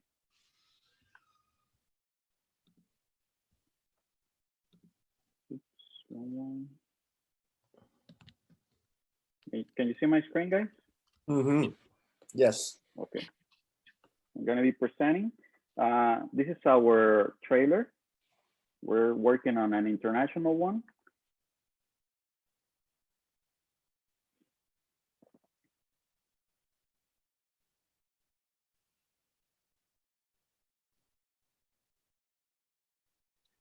So not hearing the audio on that. No? Yeah, but see the video. I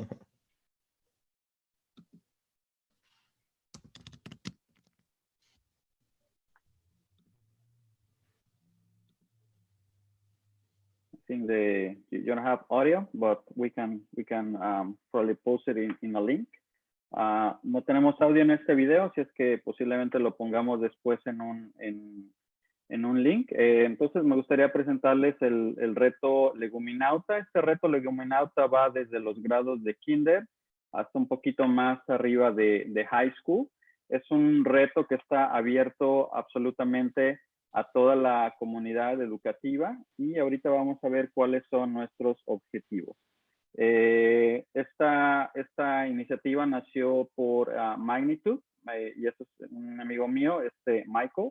Michael es un profesor y también es un investigador de esta iniciativa que se llama Exolab y tiene bastantes proyectos muy interesantes en los que está trabajando.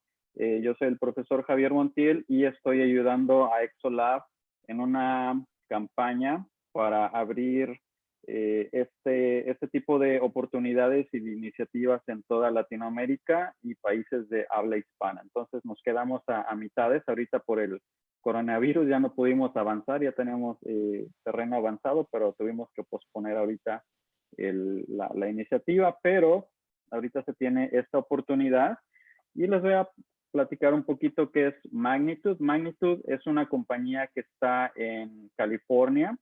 Esta compañía se dedica a producir experimentos científicos. Tienen ahorita dos muy interesantes. Uno de ellos es el CanSat. CanSat es un satélite pequeño que tiene diferentes sensores y diferentes aplicaciones en los que un estudiante puede mandar un satélite pequeño del tamaño de una lata de refresco. Se pueden hacer diferentes investigaciones científicas para grados desde kinder hasta 12º grado. Y tenemos también el Exolab, que es el que nos está hablando Tony hace un momento. Es una pequeña caja en donde esta caja tiene una caja hermana a bordo de la Estación Espacial Internacional y el objetivo es comparar el crecimiento de las plantas tanto en la Tierra como en el espacio. Se tienen diferentes sensores como el de luminosidad, se tiene el sensor de dióxido de carbono y de humedad para que puedan los estudiantes ver el comportamiento de las plantas tanto en el espacio como en la Tierra y ver cuáles son las similitudes y cuáles son las diferencias. Todas estas lecciones están en la página de internet y todos estos que ven aquí abajo son los socios de Magnitude.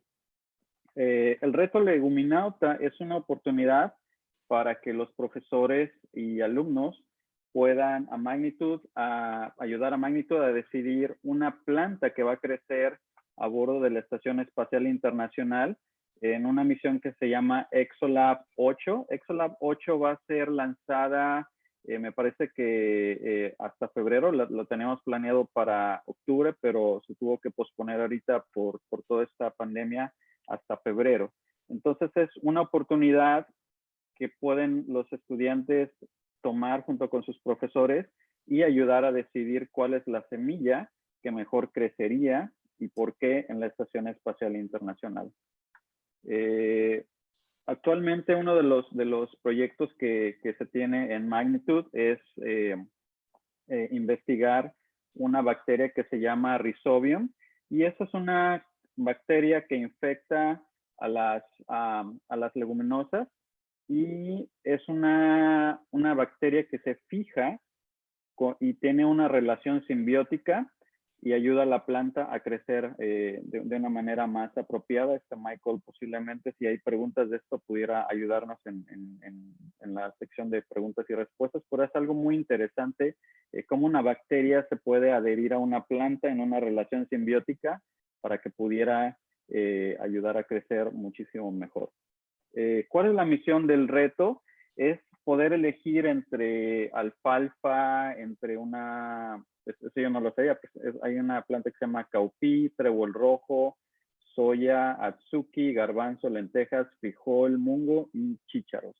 Entonces, estas son las semillas que se tienen pensadas para poder estudiarlas y estudiar cuáles son las propiedades y cuáles son los beneficios de tener estas plantas en el espacio. Entonces es muy interesante todo este tipo de plantas porque tienen una propiedad muy especial que ya fue preexaminada. Entonces los estudiantes van a tomar alguna de estas semillas, las van a cultivar y van a ver por medio de lecciones cuál es la mejor opción y por qué. Los proyectos al final del ciclo tienen que ser apropiados. Ahorita vamos a ver un poquito cómo se ve en el área de kinder. Y esto es más o menos como una especie de campaña en la que se va a apoyar un poquito a la semilla con más votos. Es la semilla que se llevará a bordo de la Estación Espacial Internacional en la nave SpaceX NG-15 alrededor de febrero del año 2021. No se pueden decir ahorita fechas exactas porque nos pasó durante el mes pasado, hace 2 meses, que se tenía planeada una fecha y se tuvo que posponer por el clima. Entonces siempre se dice el mes en el que se tiene pensada lanzarlo. Algo muy importante es que estos materiales están hechos en diferentes lenguas. Ahorita tenemos inglés, español, francés, entre otras. Y los materiales son sugeridos, pero pueden tomar cualquier tipo de forma. ¿Por qué? Porque no todo el mundo tiene acceso a los mismos recursos y tampoco tiene acceso a las diferentes plataformas, y las diferentes plataformas son diferentes de un país a otro. Entonces, muy, muy importante saber que estos materiales son sugeridos y de aquí depende la creatividad del profesor y de los alumnos para recrear una campaña más o menos como de publicidad científica para poder impulsar este tema de las semillas y darle un empuje. Entonces, pueden ser creativos los profesores, se pueden hacer por ejemplo, Flipgrid, TikTok, YouTube, se pueden hacer proyectos de arte, se pueden hacer excursiones visuales, informes de laboratorio, en fin. El objetivo de este proyecto es que los estudiantes adquieran destrezas de investigación científica en términos de la edad de los estudiantes. No porque este reto tiene que ver con investigación aeroespacial, no significa que podamos dejar afuera a los estudiantes de kinder o de primaria, ¿no? Entonces es muy, muy importante saber que esta es una iniciativa que incluye a todo mundo. Un ejemplo que me gustaría enseñarles a ustedes es un proyecto en el que estamos trabajando alrededor de 5 o 6 profesores bilingües y le llamamos el reto Leguminauta bilingüe.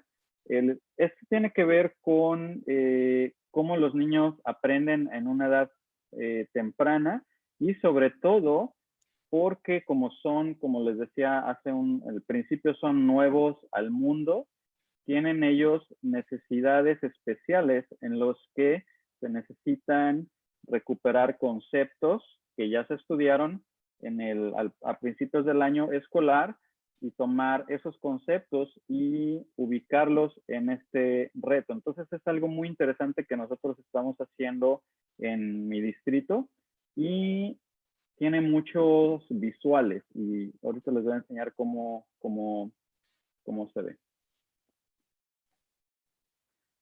Los niños ahorita de kinder tienen muy arraigado ahorita todo lo que es los cuadernos, ¿no? De trabajos.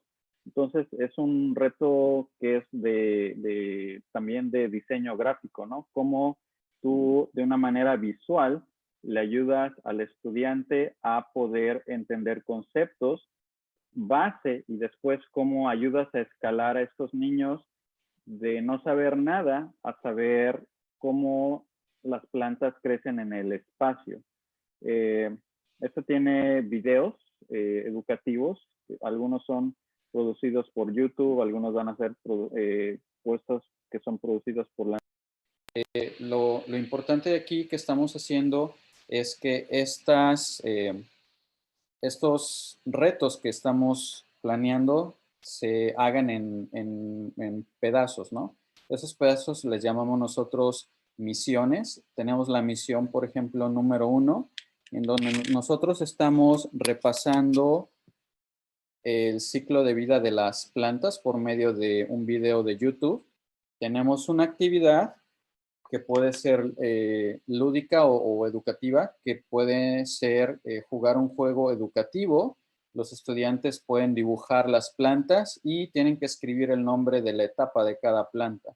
Esto, como les digo, son actividades remediales en donde ayudan a los estudiantes a formar un poquito de bases sólidas para después ir escalando hacia conceptos un poco más avanzados.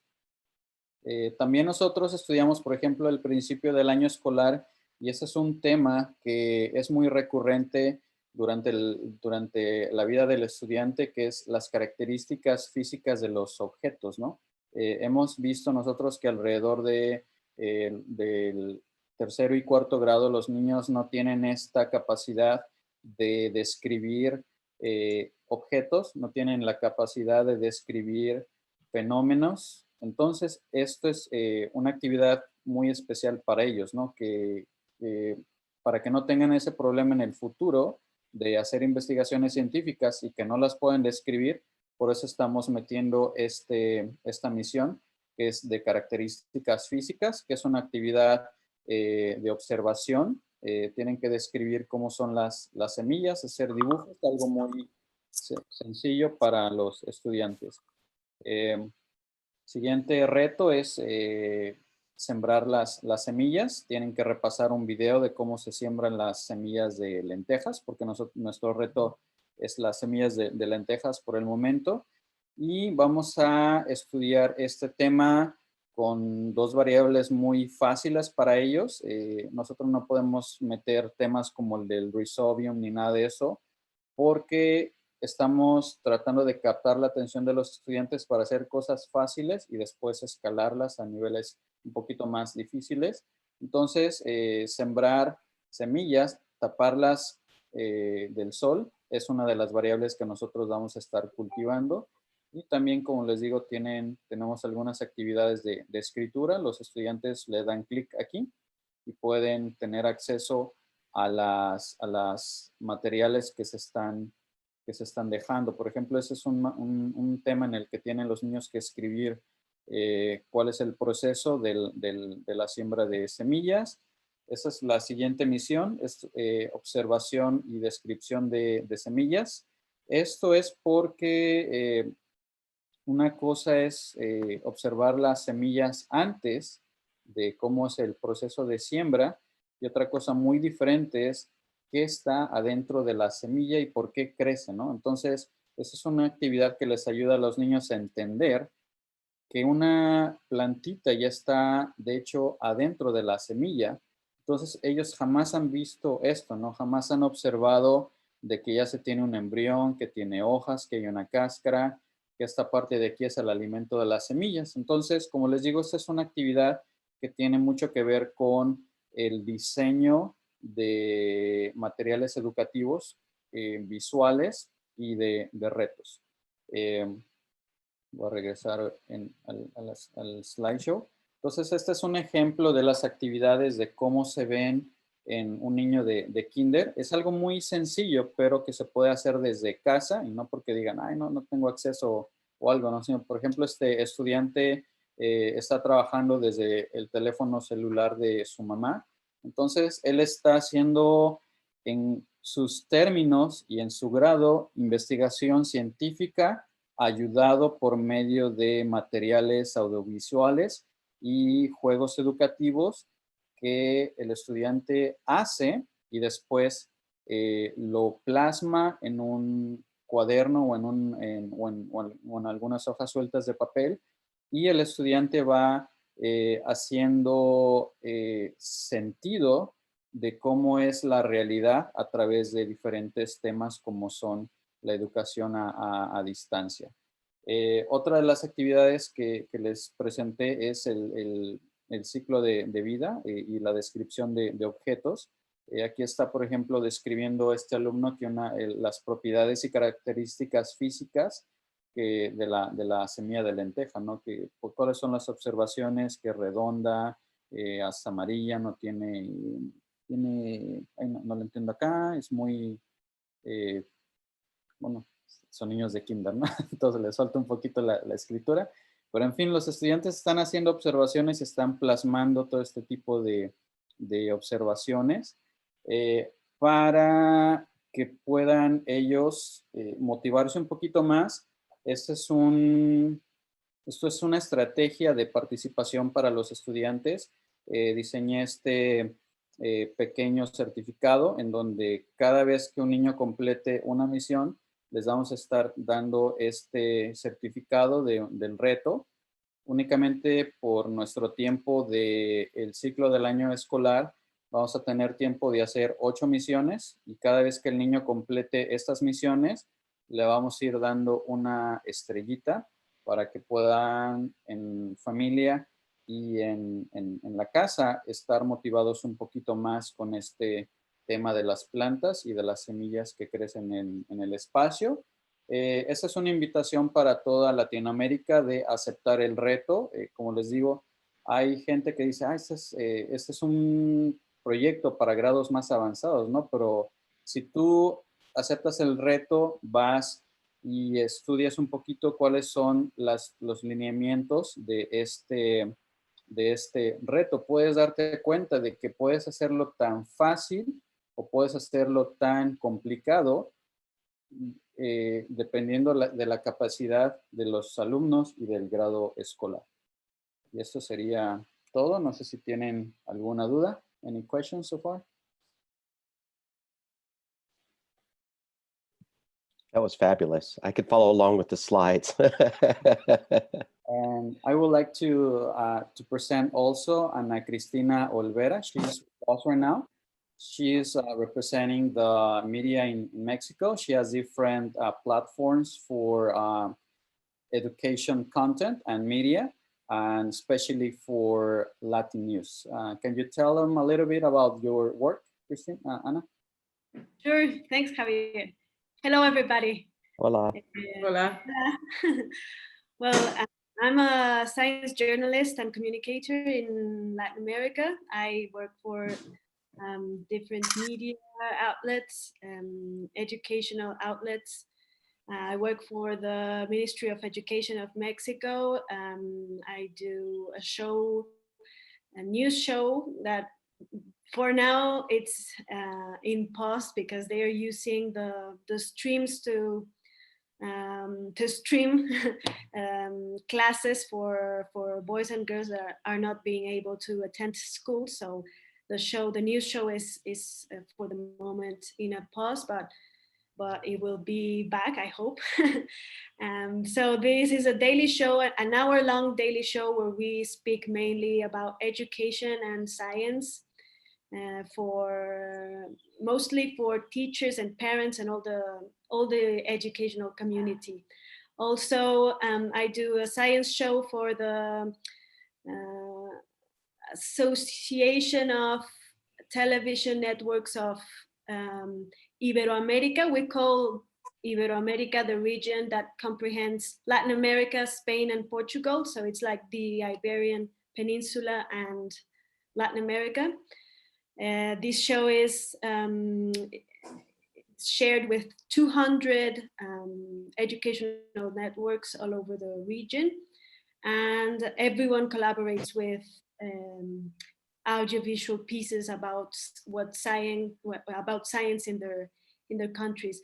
And also I worked with the Mexican Space Agency, so I did a lot of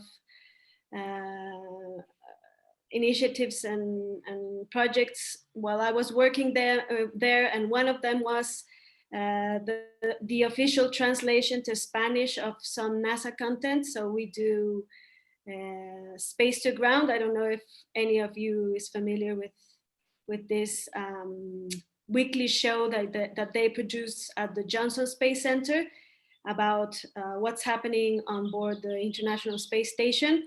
Well, we do the official Spanish translation every week, and we stream it to all of Spanish-speaking countries. So that's a few things that I do right now. And well, yeah, I'm very interested on sharing this project with all of the outlets that I have available right now. So congratulations, everyone. Wonderful. Thank you for joining us. And I can hear the birds in the background. It sounds like you have some lovely birds out your window. Yeah. With less airplanes in the sky, it's easier to hear more birds, which is nice. Do you have any questions from YouTube or something? Javi, que es un trabajo fabuloso. Oh. Fantastic. That was really, really, really amazing. And I loved all the visuals and things like that. How will you get more and more teachers involved after this live stream? What's going to be your process? Okay, the next process is with Anna. She's gonna do an interview with Valeria. She's in Miami. She's from Colombia too. So we're gonna do a collaborative interview. So probably Anna can broadcast as well in her media package, probably, or her umbrella. So that way we can incorporate more people from Latin America or the Iberian Peninsula as well, which is, as she said, Portugal and Spain, and probably some countries in Africa that speak Spanish. Next off is going to be a video that is going to highlight the international community. We were talking with Tony to produce a new video trailer where we're going to highlight some international teachers. Because in Latin America, sometimes whenever someone says, hey, this is international, everybody begins like crazy. Oh, everybody's going to participate, like the soccer games, you know? So if it's international and it has the space content, and if the materials are in Spanish, people are more likely to participate in this. So let me show you how, oops, let me see.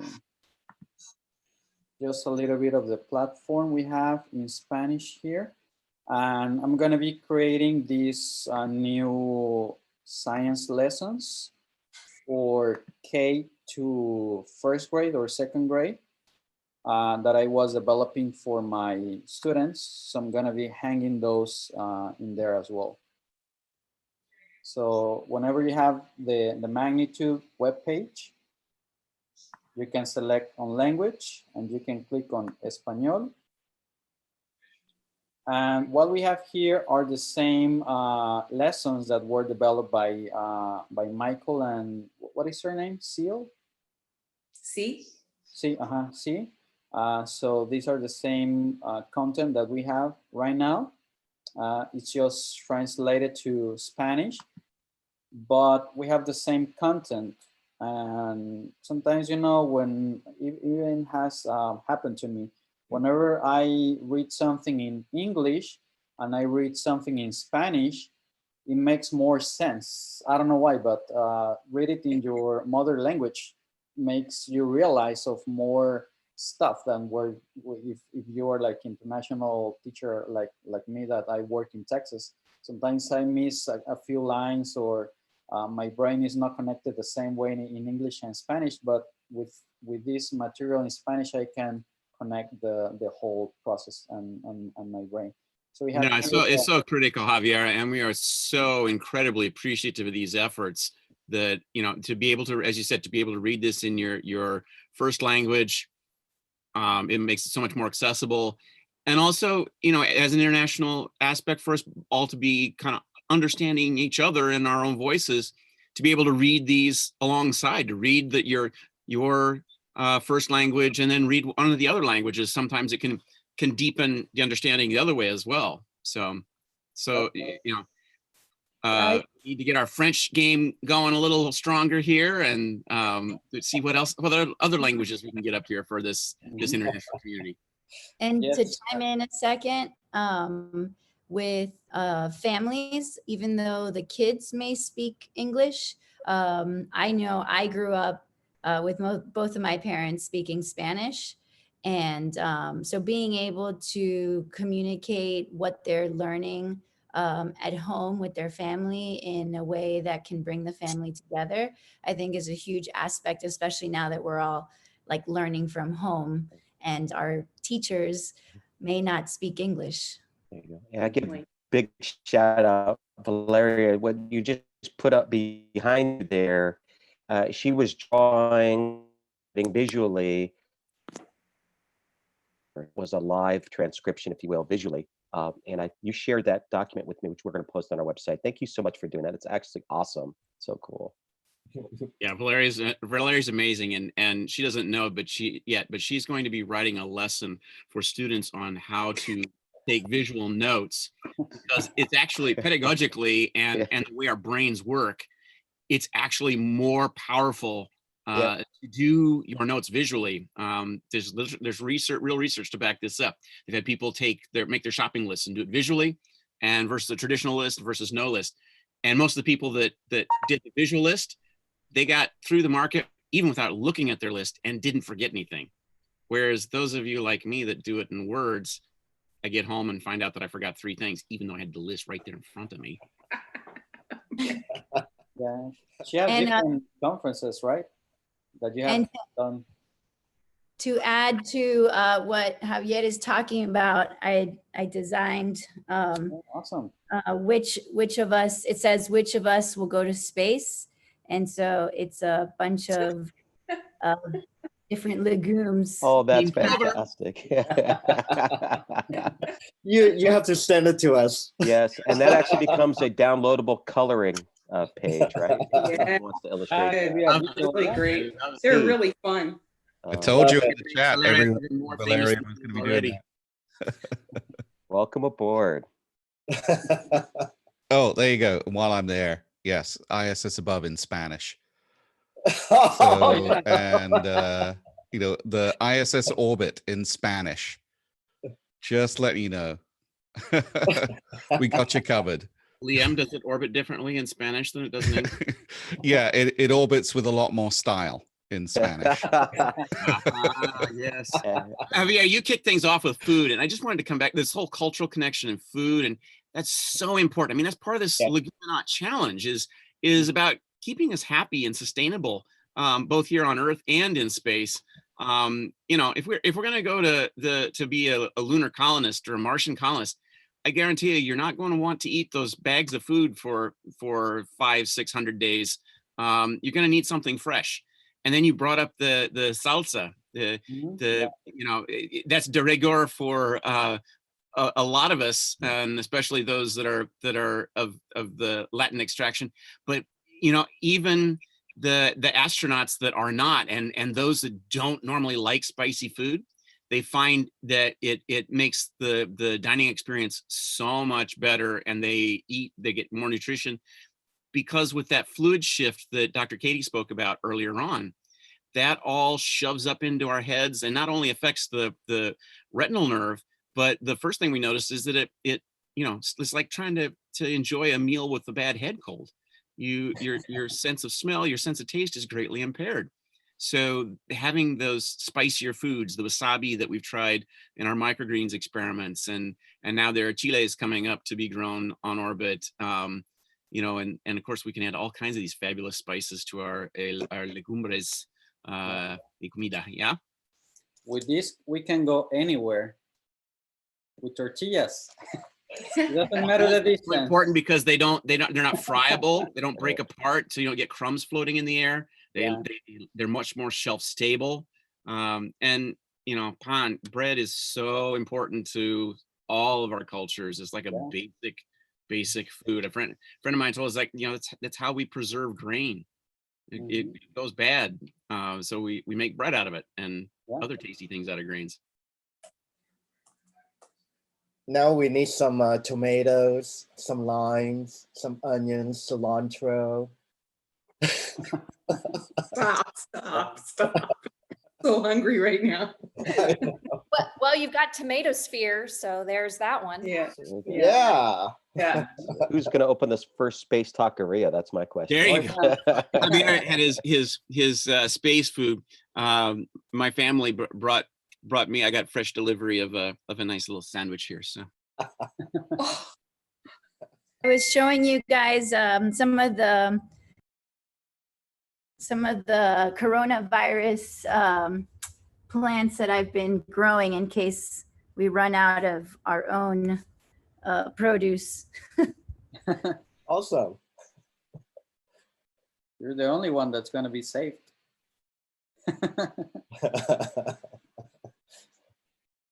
Let's weave this together. You know, we're looking at the challenge itself, the Leguminaut challenge.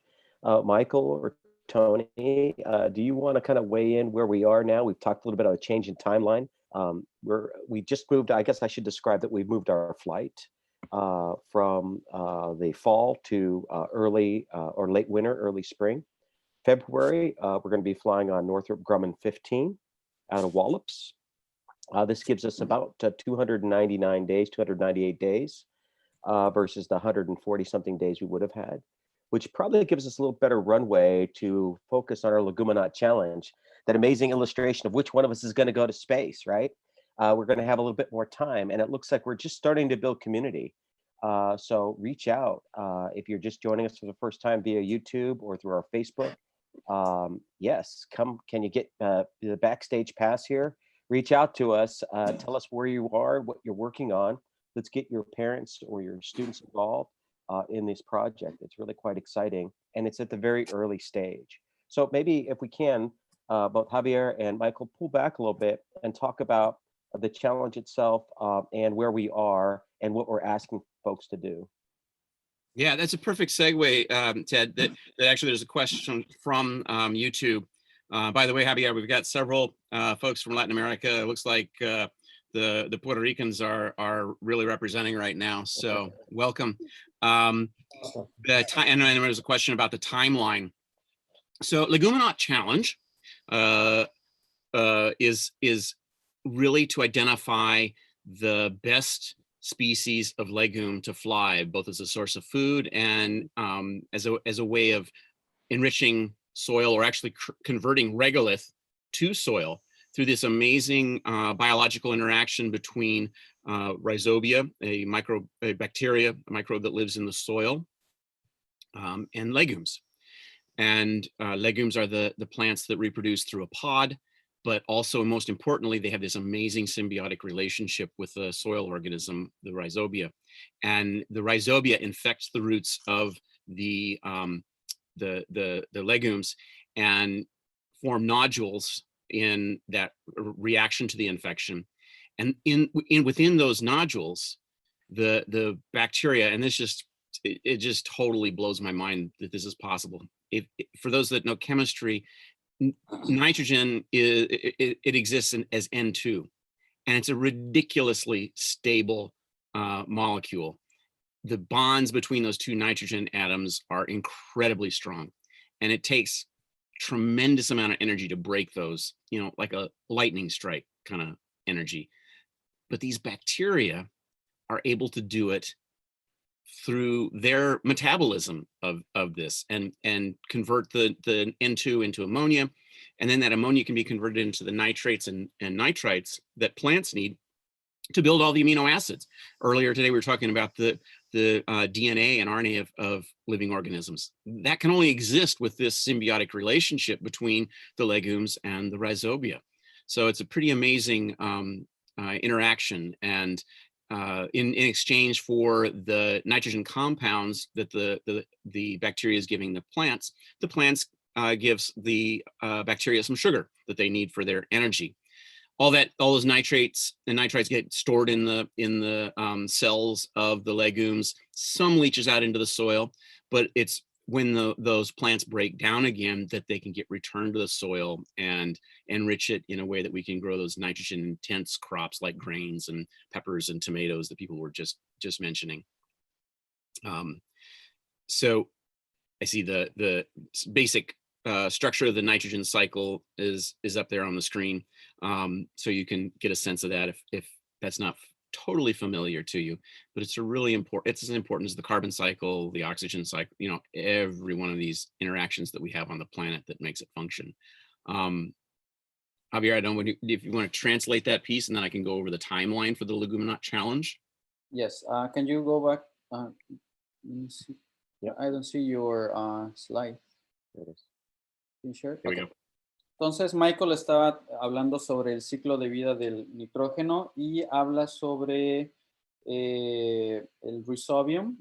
Es muy interesante sobre todo estudiar esto porque él dice que el nitrógeno es una molécula muy estable. Sus lazos, sus enlaces atómicos son muy estables y es muy difícil de romper. Que se necesita alrededor de la energía de un rayo que cae del cielo, ¿no? Entonces, muy, muy importante.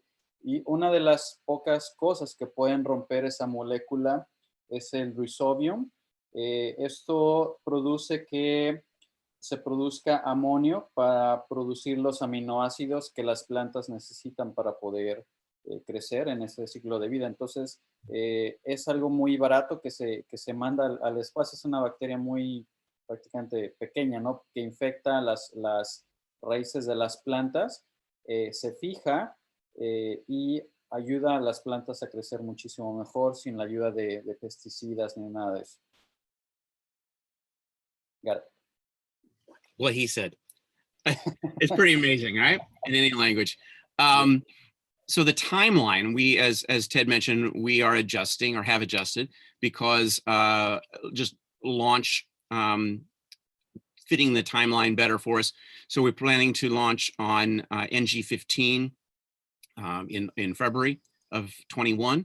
So for the next several weeks, we're in the midst of this Leguminaut challenge where we're reaching out to students and teachers around the world to suggest what kind of legume they think should be flown. And you saw Javier's list earlier, the cowpeas and the clover and alfalfa and lentils, soybeans, adzuki, mung bean, chickpeas. I feel like I'm leaving something out, but there's 9 different ones that we have proposed for various reasons. It doesn't mean that you and your students can't make a case for another. And it can really be something as simple as a drawing, a crayon drawing from a younger student that they just love that particular bean in a dish that the abuelita makes every Sunday, or they love the way that the plant looks, or, you know, any reasons. Have a colleague whose son is fascinated with cowpeas because of what the flowers look like. I have to agree with him. The flowers are pretty cool. So any reason, again, it could be that you've done some background research, and those of us here in the Magnitude Network, we are in the process of doing some experimentation with these seeds right now to check out some of the different characteristics. And we're asking for nominations to be submitted by the, I'm looking for my date. I just lost my date. Memorial Day, right? Memorial Day, yes, thank you. Memorial Day weekend for those in the US. So that's approximately the 25th of May. After that, we'll down select from that cast of characters. Let me back up that in flight 7, we flew cowpeas with their host, or the host cowpeas with their symbiont rhizobia. And then we'll be looking to see, do we refly cowpeas or do we fly another model? to see which one is the best candidate. Then we'll move in after that nomination phase, starting right away in June, running through the summer. We will be doing ground testing, and we really invite all of our network to join us in that by trying different growth media, trying different growing conditions. We've been growing things in test tubes. I just poured some agar today. So this is just a gelatin that's made from seaweed, and then it also has some of the basic nutrients that plants need. But the one thing that doesn't have is nitrogen in this case. So we're using a scientific media for this particular one. But it could be anything else. I see Steve's online and Diana's online, and their students have been trying tea bags.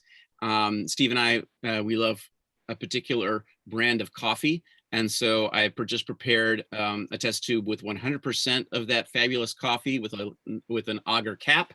And then I've done titrations down to, this is 50-50 sand and coffee grounds. And this is 3-to-1. So testing the different concentrations, seeing what the effect is. Maybe that particular media that we're always sending plants to space with isn't the best way to grow it. And there's lots of issues around the fluid dynamics that we've talked about in previous broadcasts with plants, and we can get into that in another broadcast or at a later time. Once the ground testing is completed, then those of us at Magnitude, we've got to go through our flight approvals in mid-August, and then we'll start back up with the school year with our pre-flight trials and testing, and we'll do 2 phases of that, one right away in the autumn, and then the second one during the winter just before we fly. You'll be able to join us through the entire mission. Right now it's slated to launch on the 2nd of February, and we'll be up for about 45 days or so, and going up on NG-15, coming back down on a SpaceX Dragon. And then post-flight, as we were discussing earlier, we hope to do some genetics work on this just to see if there are changes at the genetics level due to the stresses of spaceflight. We've got both hypergravity and hypogravity, as well as higher levels of carbon dioxide, higher levels of temperature, no wind, and all the various things that plants have naturally adapted to. It's a completely different environment. Javier? Okay, you talk too much. Do the best you can. you have to cut him off. One, Retro Leguminauts. Make your nomination through. We're going to put you on a little chess timer there. Okay, Michael habló sobre las fechas límites que se tiene ahorita. El reto de Leguminauta se va a concluir hasta el 21 de febrero, y mientras pasa esto tenemos el reto Leguminauta, en el que se van a mandar las nominaciones para cuál planta va a crecer mejor en el espacio, que es la de alfalfa, el cowpea, el trébol, las lentejas. ¡Viva trébol! Todas estas plantas, que son alrededor de 9, se van a tener como fecha límite, que es el 24 entre el 24 y 25 de mayo, y en esto se tiene que inyectar la creatividad de los estudiantes para hacer la nominación. Puede ser, como les platicaba él y como platicaba yo, tan fácil o tan difícil como tú lo quieras hacer. Puede ser un video, puede ser un cartel, puede ser algún TikTok ahorita que está de moda y que estoy apenas descubriendo con mi niña, que le encanta esa cosa. Y se van a hacer también pruebas que le llaman ground test, que son pruebas antes de lanzarse al espacio, y se va a seleccionar cuál es el mejor medio de crecimiento. Michael estaba platicando sobre que pudiera ser té, pudiera ser café, pudiera ser alguna mezcla entre los dos. Puede ser una mezcla diferente entre tierra y arena, para ver cuál medio es el que crece mejor para la planta en específico. En agosto se hace la prueba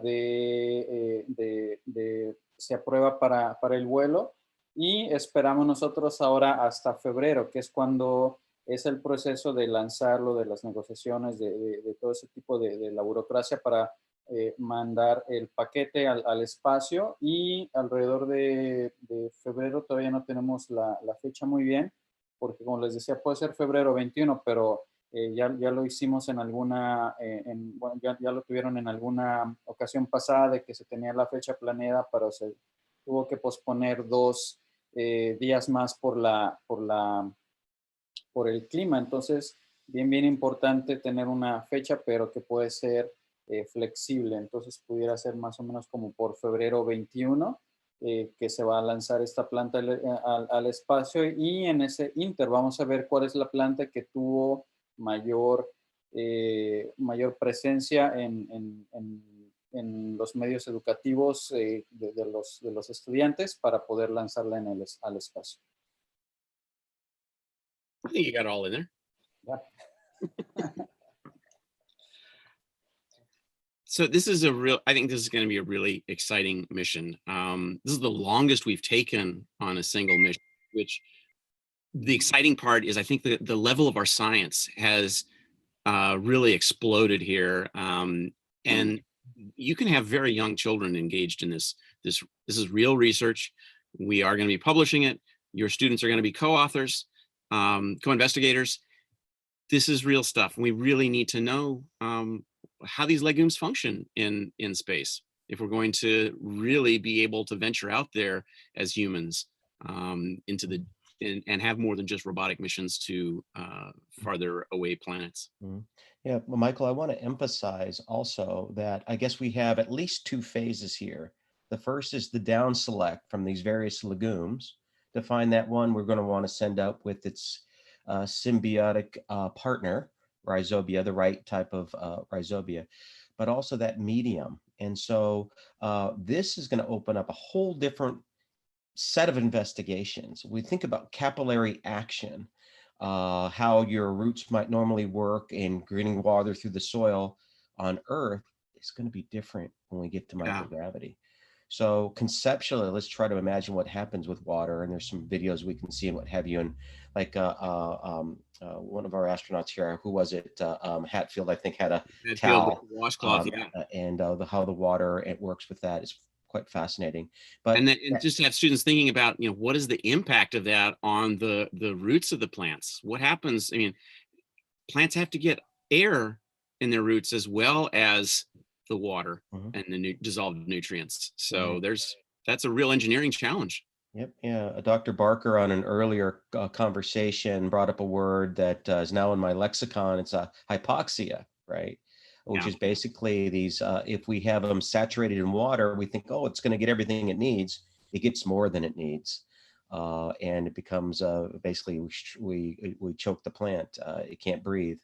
And that's an issue. So what's the right balance? And we're going to be getting into kind of material science and kind of optimizing our format, our container, if you will. This is right at the very edge of investigation. We're kind of moving along as we speak. It's not like this shrink-dried or shrink-wrapped solution with a book with chapters in it and different pages in it and quiz in the back. We're going to make this up as we go along with you as teachers or as parents or as students. And we've emphasized our younger children, but what you saw from Dr. Martin earlier today, this is really advanced work if you want to put your mind behind it. And if your students are honors biology, honors chemistry, AP, physics, all of your students that are really itching to do something extraordinary, they can jump in. They can even help guide us on how we're going to iterate on not just this mission, but on future missions as well. Really exactly. exciting. I mean, I know the solution is out there. One of the students out there knows how to get the right mix of water and nutrients and oxygen to the plants. And it's a problem that we have not yet solved. And that's not just us, that's humanity. Right. The current research up there, they're still trying to figure out how to make it work, whether it's veggie, many plant habitat trials, and none of them have been fully successful. So it's a really important challenge. And the whole issue. And if you're not so much interested in the biology, the fluid dynamics is an incredibly wide open field and has so many applications in space exploration. So there's so many different directions, students and teachers, and by students, I mean teachers, your students too, hopefully. And if you've got an idea, try it out. I have a question. Yeah, Valeria. So with all of these experiments, they're really inspiring, but they can be overwhelming for some teachers who may not have the background to support their students. So if the teacher is intimidated to participate, then it reduces the likelihood that she's going to open it up, or he's going to open it up to their students. So Exactly. how can you guys support teachers who want to participate because they can see the value it has for their students, but they themselves may not have the microbiology background or the upper level science background if they do have lower elementary degrees, or just in general, if their background is in math, for example, and they want to do cross-curricular projects? Yeah, no, it's such a great question, Valeria. Our colleague C and I have been working at this all through the COVID isolation. And what we're starting to do is break down our larger lessons into smaller bite-sized pieces. And so that those are more manageable for both the teachers and the students.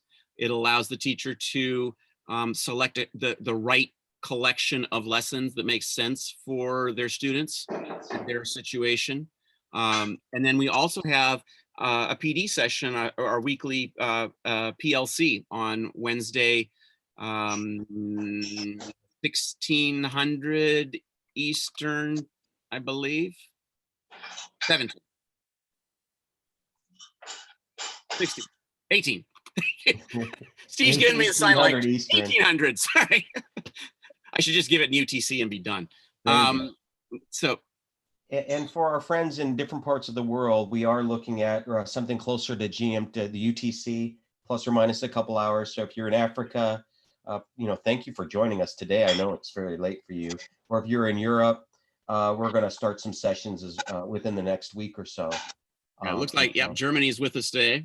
So I know the day's getting long in the tooth there, but we can do these at different times.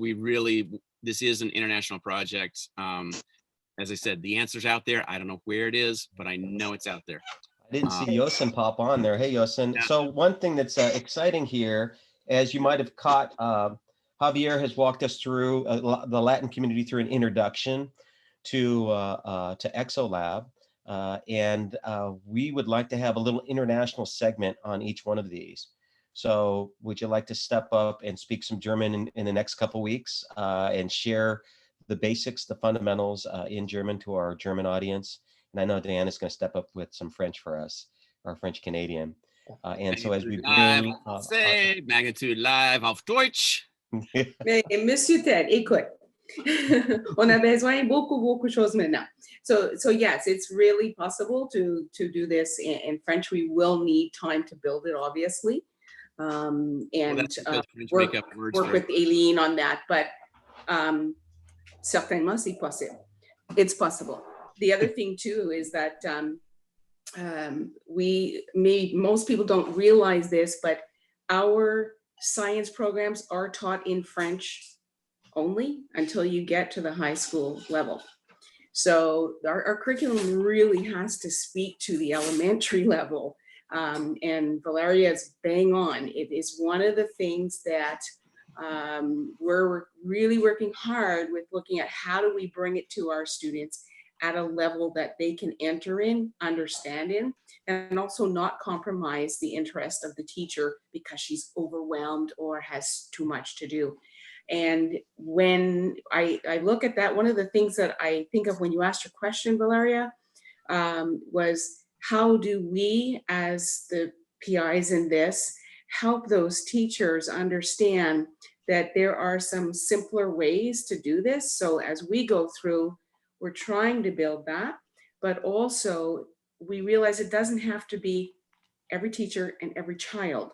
So in some cases, smaller groups can be formed. And that's a suggestion I gave to the consultant from our school board, that we don't need to have the teacher involved in the whole class. Let's release this to, say, that group of student that's really keen and wants to follow this up, and the teacher becomes the facilitator and the guide, and not having to do it as a whole group. So we are playing with things like that and trying to solve some of those issues.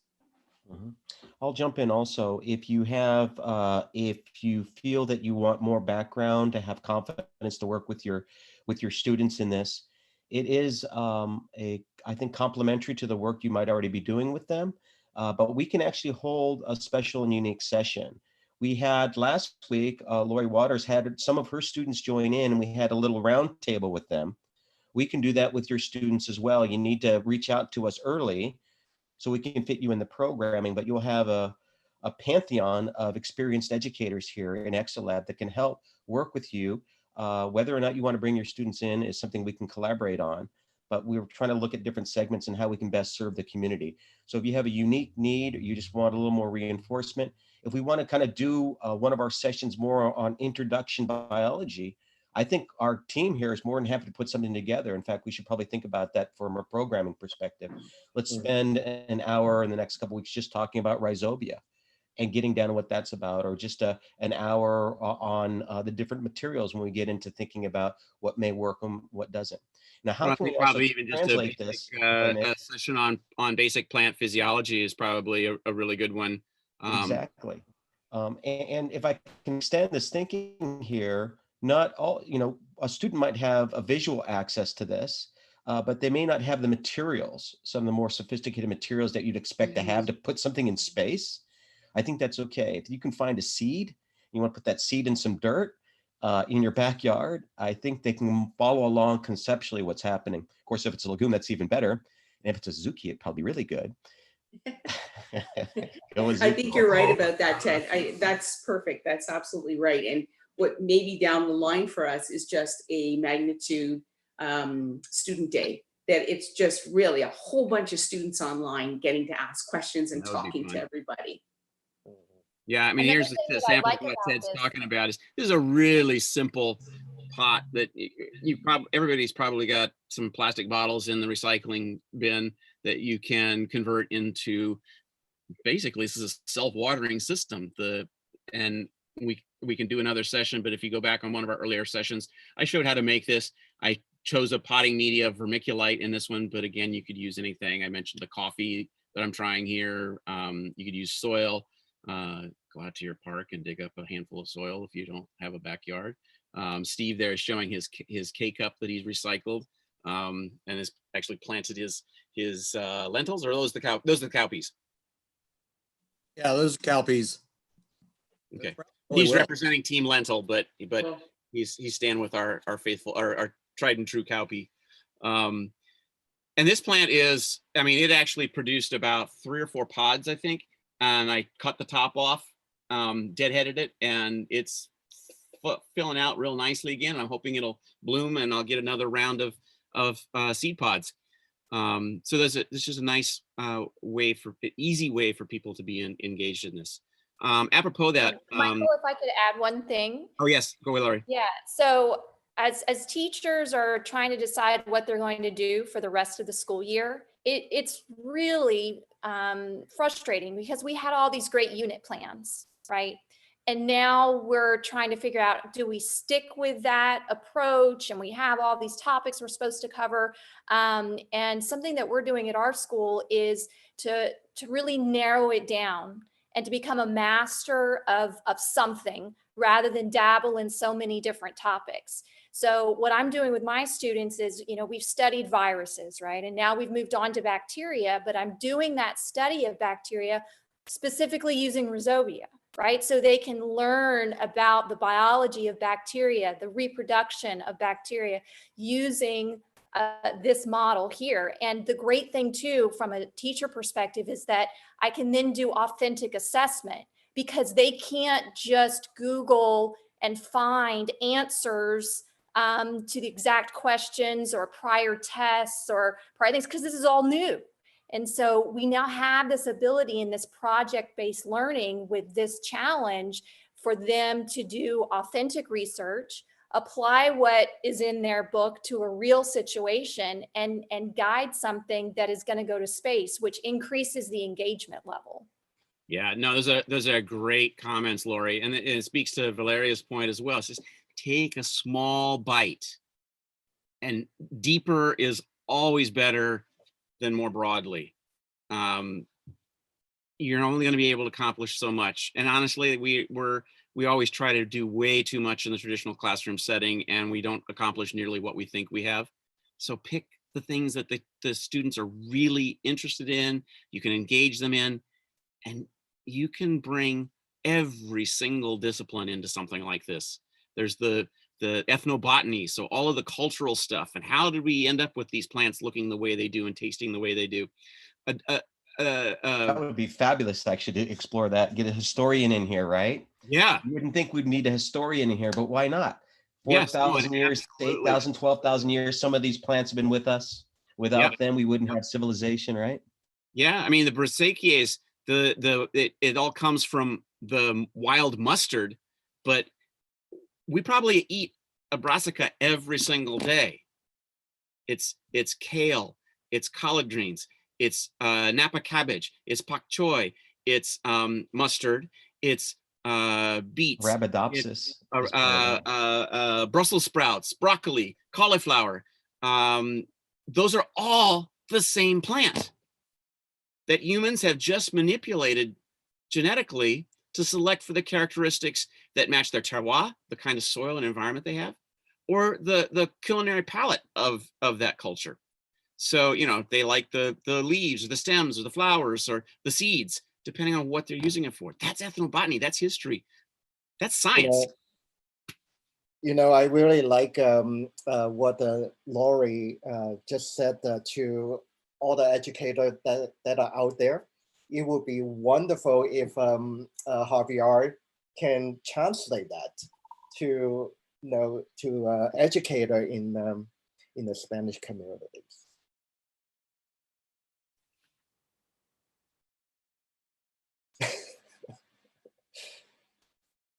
I'll let him think. You're on mute, Javier, but I'll let you think about how to say that. And I'll answer Raquel Vasquez's question via YouTube. She was asking about getting the seeds to sow. We are in the process of putting together links to easy sources of the quality of seeds that we're trying to use, and the exact species that'll be as low cost as possible during this phase, because we're opening up our platform without cost right now. And then when if you sign up for the pre-flight ground trials and the flight, you'll have full access to all the curriculum, and you'll actually get a kit of materials for your classroom with the chosen seeds and some of the growth media possibilities. But again, this is the creativity, real, authentic problem. Good thing to discuss. We want you and your students to engage in. Michael estaba hablando sobre la posibilidad de hacer este experimento en la clase o en su casa. Las semillas tienen que ser, como él lo mencionaba, pueden ser de precios muy bajos, porque no queremos prácticamente que compren mucho. Después de que se haga la primera fase, este experimento se tiene planeado en dos fases. La primera, que es gratuita, que es a bordo que es en la plataforma de Magnitude. Ahí es donde se tienen todas las lecciones y se tienen los procedimientos hasta cierto punto. Después de ahí, depende de la escuela o del maestro.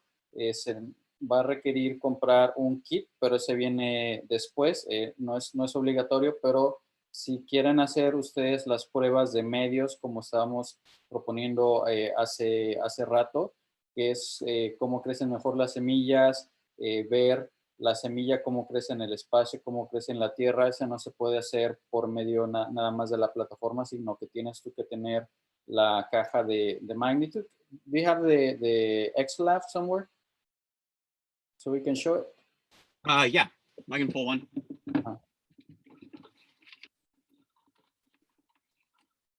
Okay, so this is the hardware. It's, as Ted described earlier, a 10 by 10 by 20 centimeter, or approximately a 2-liter volume. And inside that is in this case, I've got some of our legume candidates. I have looks like a mung bean and clover, and then my azuki just finally germinated, so I'm going to put some of those in there later today, and hopefully the lentils will come in as well. So this is one of the setups. The really cool thing about it is the technology here. It has its own, it's completely self-contained autonomous lab. So it really makes things simple. You load it, start the experiment, and your students can observe it. There's the web platform, and you can see when you join an experiment during the Leguminaut challenge, you'll be able to see a couple of ground stations. You'll be able to see what's happening on the ISS right alongside what's happening to your classroom model. And you can check in and see what my classroom is doing, and Diana's classroom, and Valeria's classroom, and Lori's classroom, and Steve's classroom, and did I say Diana? And Javier, and Jochen, everybody's classrooms. You have access to see what's happening in their labs because it takes a photograph and it records the temperature, humidity, carbon dioxide levels, and light levels. So it's a truly interactive. We're spreading this platform out and really want to engage as many people as we possibly can through these experiments. And I'll be clear, the hardware and the ride to space is not a requirement for you to join us in the first phase. Right. We want this to be accessible to everyone. We do have to pay for a flight to get up there, though, and the hardware costs a little bit, but I think, relative to paying $50,000 or $60,000 or $100,000 or more to run an experiment, we run that single experiment, and that cost is spread out across the world. And so for a few $100s, you've got a mission to space. Again, you can follow along with us right up to launch. And as we take that up to orbit, you can join us at that phase, but that's not a requirement. We encourage you to do that. If you have some concerns about pricing or what have you, talk to Tony or for myself or Michael. We can figure out a way to make it work for your school district, for you as a parent or you as a teacher. We'd love you to join us for the on-station activity in microgravity, but it's not a requirement for this early phase. Help us choose that next lagoon that we're going to send up. Help us work together around the world to determine what the right materials are. And as we move along here, if you can join us in space, that'd be really awesome too. Yeah, be a co-investigator or a astrobiologist. Mm-hmm. I have another question from YouTube that is challenging my Spanish, so I'm just going to read it and let Valeria. Oh, actually, I translated it. Oh, did thanks you? to Google Translate. Okay. And it was basically asking the same question. Okay. I do want to correct it. The question was, what does NASA provide the seeds? And so This is not a NASA program. The National Aeronautics and Space Administration is supporting the Center for Advancement of Science and Space, or the U.S. National Laboratory, as it's known as well. And the U.S. National Lab supports programs like Magnitude's ExoLab and like Dr. Katie Martin's Genes in Space, and other cool programs like ISS Above and Storytime in Space and ARIS, Contact with an Astronaut. There's so many different programs that are up there. So although we have to collaborate with organizations like NASA, this is not a NASA program. It'd be nice to put that little meatball on everything we do, but it's maybe we'll get there when we grow up. But right now, this is exploratory with support from the U.S. National Laboratory. And I think, Javier, you've already answered the question in Espanol with respect to the seed distribution. Si algo que están platicando aquí en YouTube es que si esta es una misión oficial de NASA, que si NASA provee las semillas, la respuesta es no.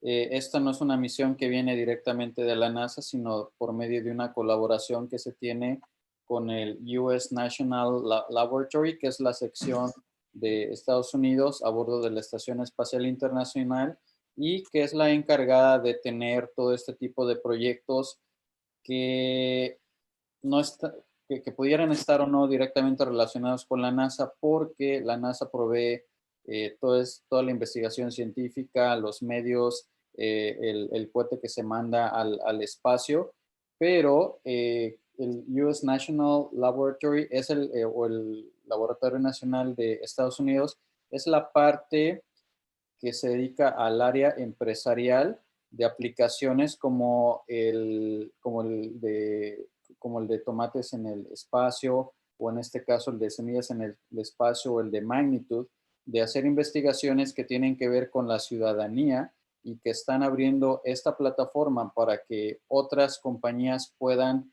incursionar en la investigación aeroespacial, porque muchas veces, porque no es, a veces, por ejemplo, algo de la NASA, no significa que las empresas que están allá afuera no puedan incursionar en la investigación, sino que el laboratorio abre sus puertas para que compañías también puedan hacer este tipo de investigaciones para solventar todo este tipo de cosas que se tienen que investigar en el espacio, se pueden investigar en el espacio, entonces es muy, muy interesante.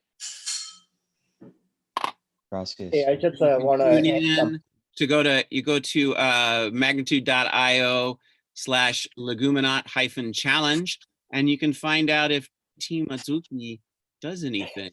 Oh, there you go. Looks like he's germinating. It germinated. Yep, Yeah, germinated got a little overnight. So radical. these two, one of these is, this one's a little bit, got a little nicer radical. The first Oh, there you root. go. So this one's going to go on board the. Actually, both of these will go on board the Exolabs that you can see. Mhm. Ground Station Bronx, right? Oh, there you go. Michael, can you try again the box so I can explain a little bit how we I'll hold it up here. Spanish? All right. Yeah, Well, but- I can bring it because I'll load these in. I'll just bring them down. Ok. Bueno, esta es esta caja que está mostrando Tony y está mostrando Michael. Son unas cajas que se pueden, bueno, es una caja que se tiene aquí en la Tierra. Esta caja es una caja autosuficiente en donde la humedad es controlada, la luz y el nivel de dióxido de carbono se puede todos estos medir. Se tiene una caja que es similar a bordo de la Estación Espacial Internacional, y algo muy interesante que ellos están hablando es que yo puedo ver el experimento de una red que se tiene alrededor de, me parece que son entre 100 cajas distribuidas alrededor del mundo. Yo puedo ver cómo está, por ejemplo, la caja de Steve, o la caja de Liam, o la caja de Lori. Puedo ver en tiempo real y en tiempo histórico cómo las semillas van germinando, porque también se tiene una cámara que va tomando fotos cierto periodo de tiempo. Se tiene también la medida de temperatura, también se tiene la medida del dióxido de carbono y de la luz, y eso se puede comparar y medir y hacer comparaciones dentro de esta red de cajas que se tiene de Exolab, y se puede, como les decía, comparar también los resultados con la Estación Espacial Internacional. En la Estación Espacial Internacional me parece que cada hora se va tomando una foto que se manda a la plataforma de Magnitude, y ahí también se puede comparar visualmente cómo va creciendo la semilla. También se tienen las mismas medidas de dióxido de carbono, de luz y de humedad para que pudieran ser comparadas aquí en la Tierra, y cómo, teniendo exactamente el mismo punto por decir, donde se entrecruza la luz, la humedad y el dióxido de carbono, cómo va creciendo en ese punto determinado, cómo se ve esa semilla aquí en la Tierra, y cómo se ve a bordo de la Estación Espacial Internacional. Entonces es muy interesante ver todo este tipo de cosas que ahorita se tienen acceso.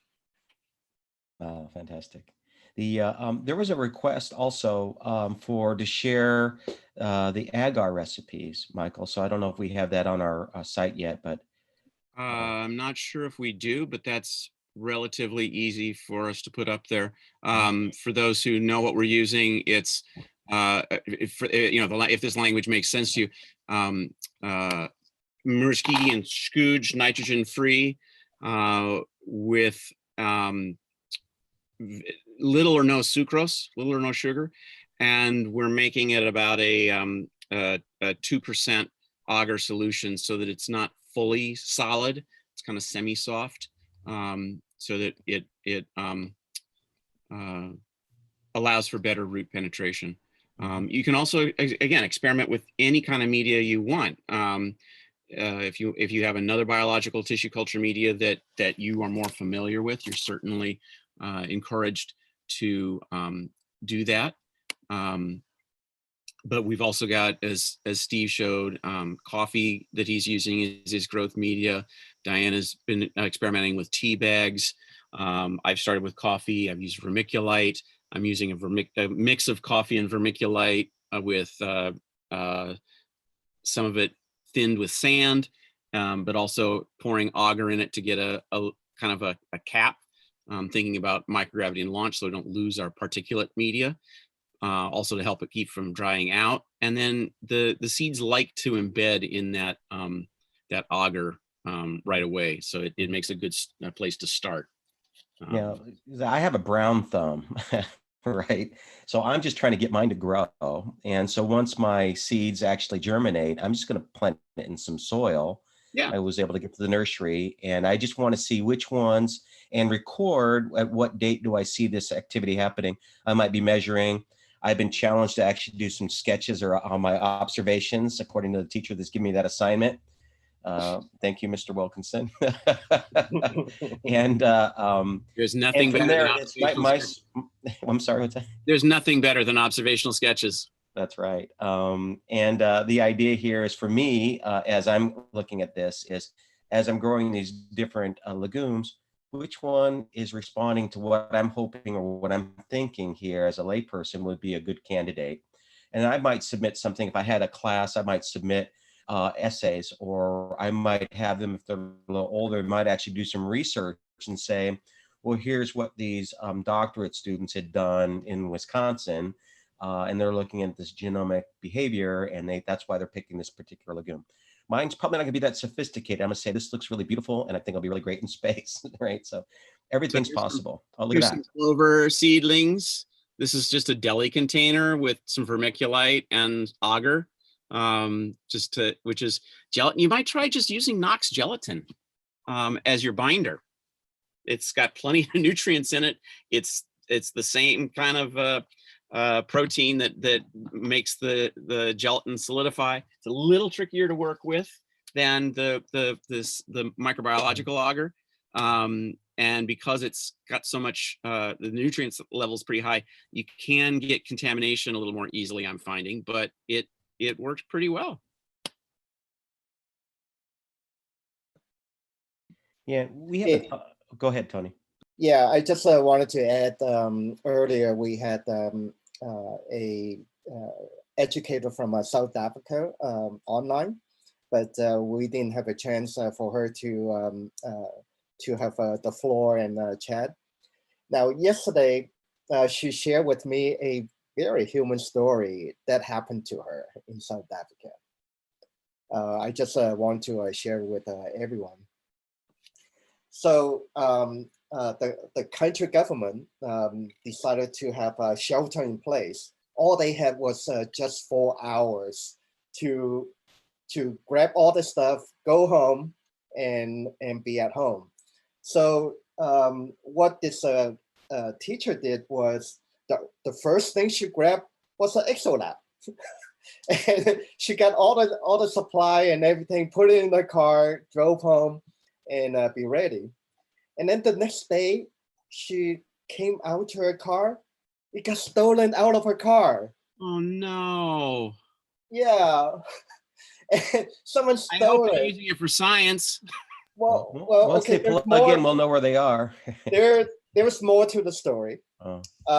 Now, so happened that she has a security camera, and she the video actually caught the guy who stole it. So she went to the police station, and she said, "No, someone stole my experiment. Can you help?" And this is the guy right here.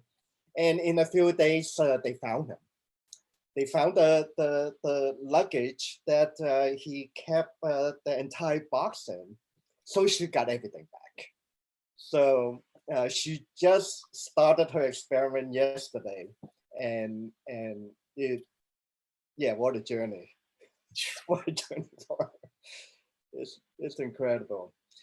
But anyway, you know, with all this video conferences we had for the last few weeks, we have captured a lot of great sound bites. And I've been working on putting some videos together to make it very interesting to watch. I created a second one. It's still a little long because it's so hard to take away some of the great soundbite. We had some great expert, you know, talking about their experiment, their challenges, and it's so hard to remove some of those sound bites. But I just want to share one. It is not entirely complete, but I think it can really capture the depth of all the science that they talk about, what they do in NASA, and also, you know, the view of Earth, you know, from space. Okay, here we go. Awesome. And also I have a challenge for you guys as well. If you haven't seen the other episodes, to watch those and even annotate certain sections. They are kind of long, but if you see something of interest, feel free to just annotate, hey, 2 hours and 15 minutes and here's an amazing bit. And then we can use that in the future for anyone else that looks for our videos as reference. Which again speaks to Valeria's question about supporting the teachers. I think that's a great way for teachers to get some deeper insight into what's going on in a pretty painless way. All right, here we go.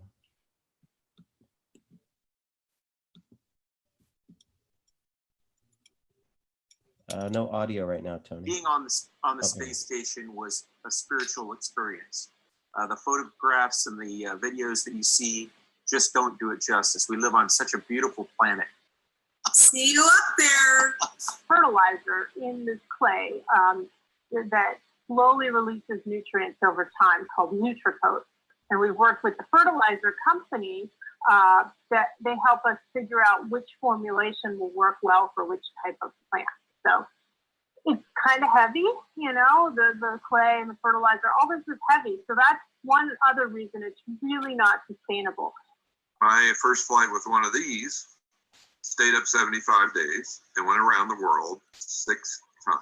It's called Anpanma, all right? So this is a superhero in Japan that literally is made of bread stuffed with azuki beans. Reduce and then reuse, and an absolute last, you know, resort, you recycle. And so when you go to Mars, you have to do that, right? You're gonna have to repurpose everything as much as you can, hence the compost. And to be gross, your pee and everything else, you've got to reuse everything. And we're not talking about this alfalfa. You know, the least we could do is try to make sure the food's going to taste okay. And, you know, now sometimes you say, well, it's survival. All right, well, great, it's survival. You can still, I think, find plants that taste good, provide the nutrients they need, and be robust. And legumes are one of our top candidates for B1. So you all are on the right track. Hey, do you like to eat food? Sure. Imagine if you're on the station and you need food, what are you going to eat? Dig deeper, if you will, into the physiology of what's happening in astronauts, but the astronauts aren't all excited about being dug deeper into. So we use things like model organisms. Plants are model organisms. We shake each other's hands when we hug each other. We send those waves of energy through one another at all times. So now suddenly imagine the Earth without humans there. There's this stimulus that we're constantly causing it. What would that look like? Oh, isn't that such a fascinating thing? From the Southern Hemisphere side, hi, it's Trisha here from South Africa. Hi, guys. Part of Shivar's team with iInnovate. Lori, you're such a motivated science teacher and such a model. And kids, thank you for joining. But what you're doing is you're learning during a very historic event right now. This is a period of time that we'll look back and we'll remember. And so you're part of a bigger initiative, how we're evolving our learning so quickly. So be curious, learn whatever you can, ask lots of questions. And so we hope you'll all join us in this adventure. That's great, Tony. And those are just, we probably have already compiled perhaps 25 or 30 hours worth of video in just a few weeks. We basically made this program up on the fly less than a month ago. And with your help and feedback, we can make it better and tuned more for what your needs are. So if you're watching this or you're already participating, it's tunable. It's not a fixed program. We're dynamically making this happen. There is one end goal. We will be on orbit with Exolab 8 in February. And so we're taking these steps to move there.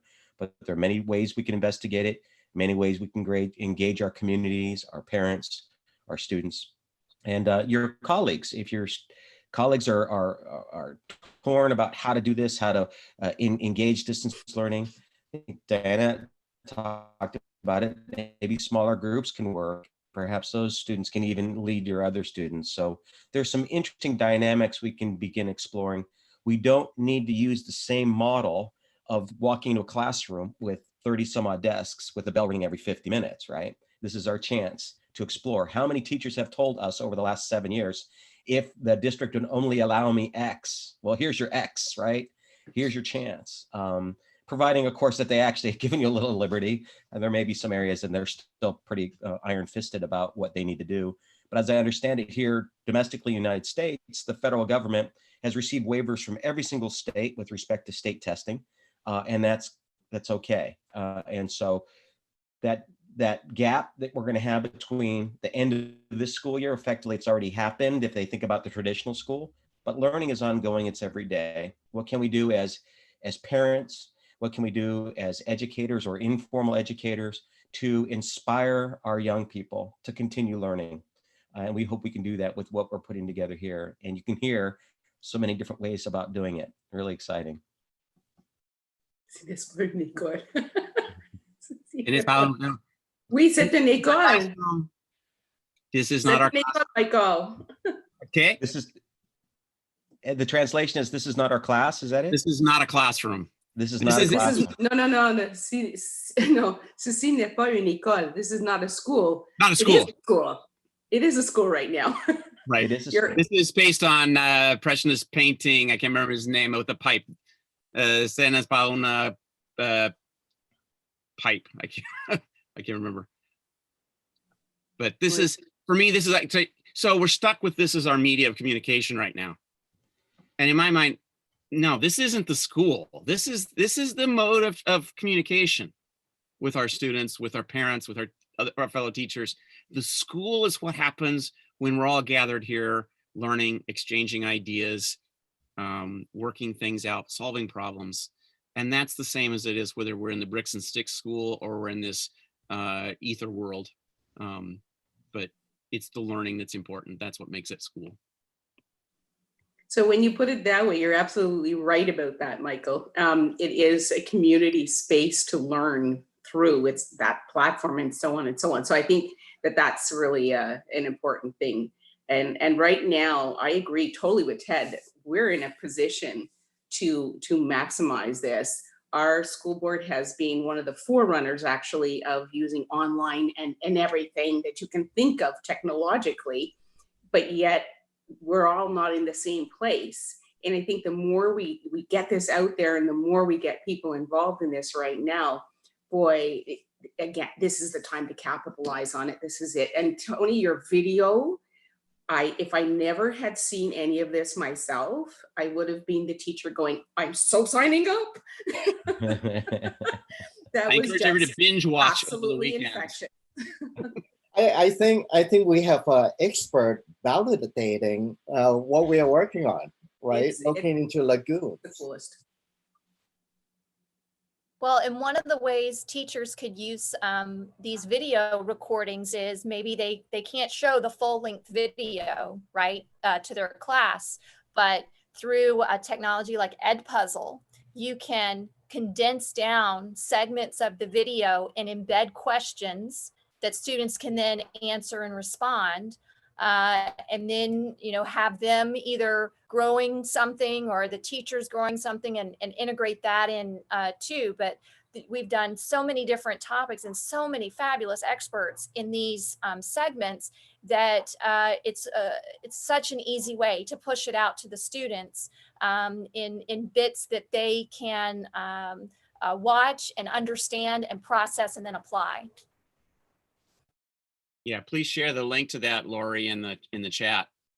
Yeah, Ed Puzzle, that sounds great. Also, if you are binge watching, record anything of interest when you're watching it, like the timestamp, and share that. It can be a reference for others as well. I need to go Or if back you have and look at questions. these. Yep, great. hello@magnitude.io. There you go. Yeah. I had a question. Is it possible that, Lori, Ed Puzzle is amazing. I think right now it's a hard time for teachers to continue to create material. So is it possible that as a group or Magnitude could either create a few things that teachers can just plug and go, like create a lesson on Ed Puzzle and put it in the public bank, or maybe create like a Google Classroom that we can copy and just plug into our classrooms? So actually, Tony, if you can, why don't you share the platform itself? It is free, and you can register your students in it, and it's very intuitive. We have lesson plans already set up, and it's a great starting framework. And I'll take that to heart, Valeria, what you said with respect to providing additional information, where you can kind of, in essence, plug and play. And that's just going to take a little bit of labor and time. But if anyone wants to kind of pick up that challenge with me, I'll go through and start. I know I want to listen to Dr. Barker's 3-hour amazing journey on his he took us on a deep dive. There's just so much information there. Actually, I'm hoping it's going to come back and provide some smaller segments for us because it was just so much there. Yeah, Ted, Tony, I can help you with that, creating the Ed Puzzle segments with some of the great speakers that you had. So just let me know. Oh, awesome. Yep. Thank you, Lori. That would be Maybe great. it could be like an open source folder that you create where we can drop in stuff that we're using that other teachers can use. Right. What we might do is to create another another lesson. So right in here, where it will be open resources. Hey, Tony, if you can, pull it all the way back to the front in terms of how to get in and set up your class, just so people see how easy it is. Sure.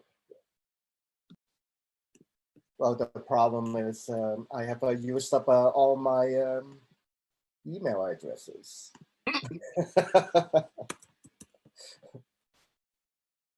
Okay, for someone who really wanted to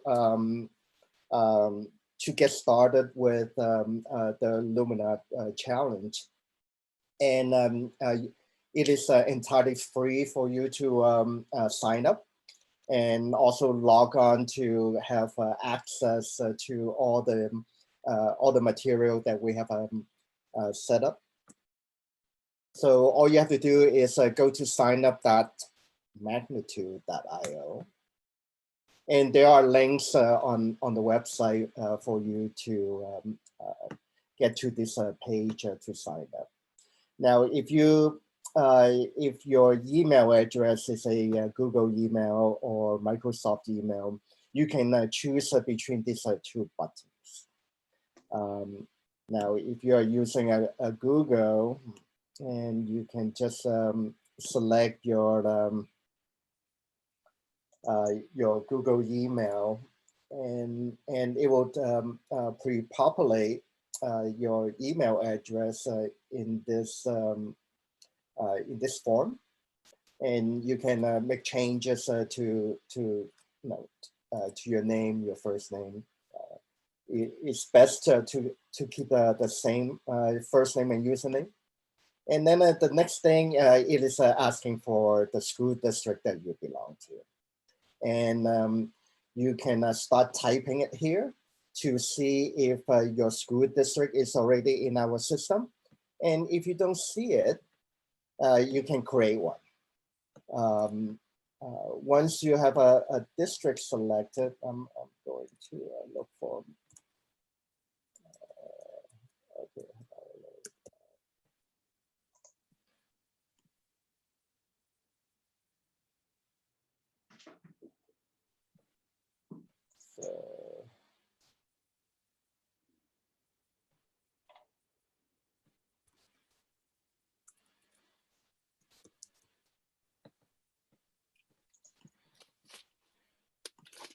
So once you find your school district, or you created your school district, it will ask you, what school you are working with. Just type in your school. I'm just selecting myself into one of the schools in Lodi. And all you have to do is hit submit. Now, the whole reason why I'm getting this message is because I have already used this one email address. So what we are trying to do is to eliminate double entry into our database. So you now that they know I have a email address, so it takes you back to your login screen, and you can just log in. And I advise everyone to use the Google single sign-on button if your school email address belongs to the Google Enterprise or Microsoft. Now, once you are here, this is the dashboard for the platform, and it asks you, what you should do to get started. How to get to the Leguminaut challenge very, very easily. All you have to do is click here, or you can click on the lessons library and select the challenge. So now you're here. These are all the lessons that we have prepared for the community to really walk people through. And I believe we have some newer one coming on very, very soon. Now, right now we coming out. Yeah, right now we have three. Oh, how many languages? Yeah, 3 languages. So you can easily select that from here, and it will take you directly to the language that you want to use. Very, very simple. And then once you are here, you can click as a teacher, you will see all the entire content of the one lesson, and each lesson is broken down into multiple sections, and you can see the entire lesson here. Now, once you have some student signed up to your class to do this challenge. If you like this lesson and you really want your student to do this one lesson, all you have to do is assign that to your class. It's really, really easy.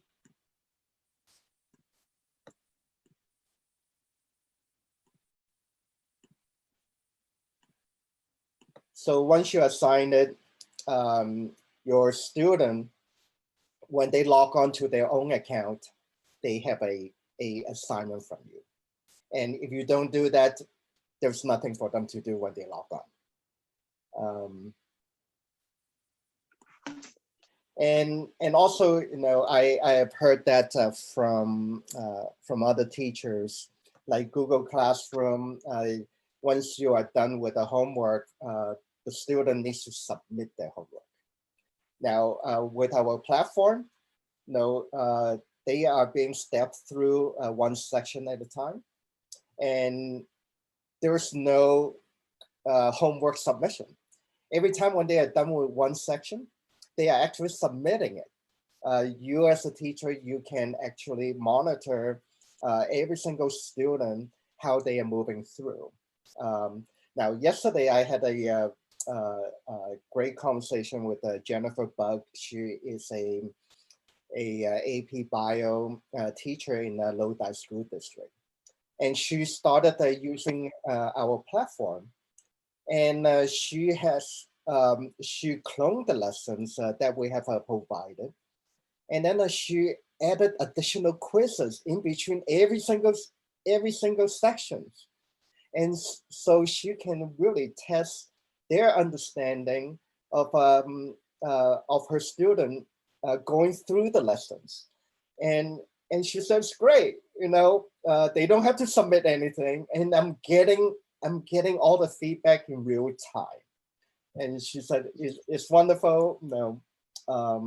That was a wonderful feedback. Yes, I told like I told every educator who are using our platform.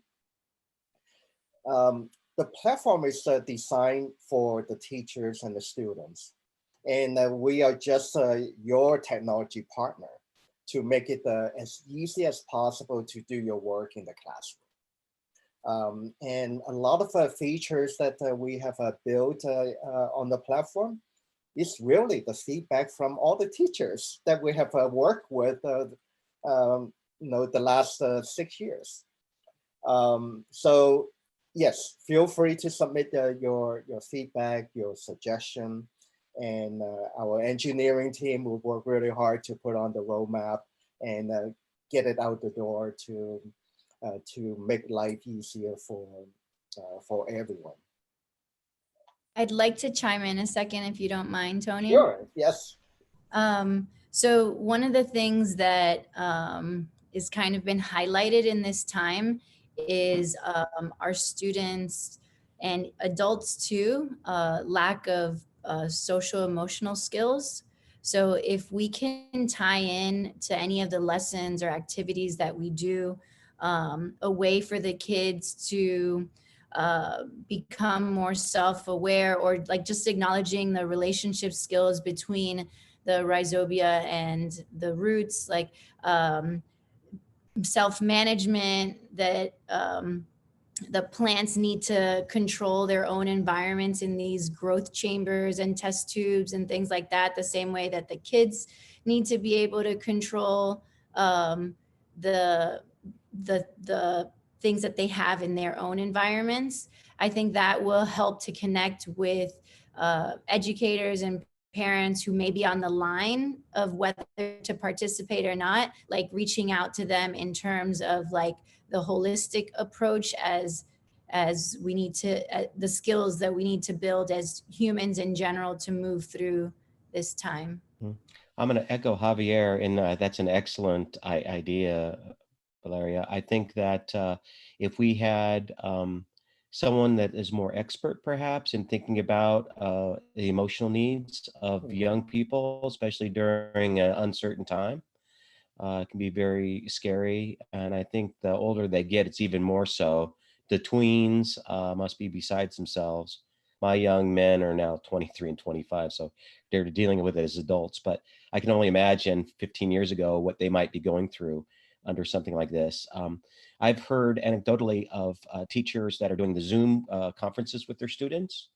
And the smart ones are actually stepping away and letting the students speak to each other because they're missing their classmates so much, right? And it's that bond that you have by being physically there with folks, and as you grow up, as a really important part of life. And so we need to be thinking about how we can adapt our teaching practice and our excitement around doing something in space with those social and emotional needs that our students so desperately need to be affirmed, right?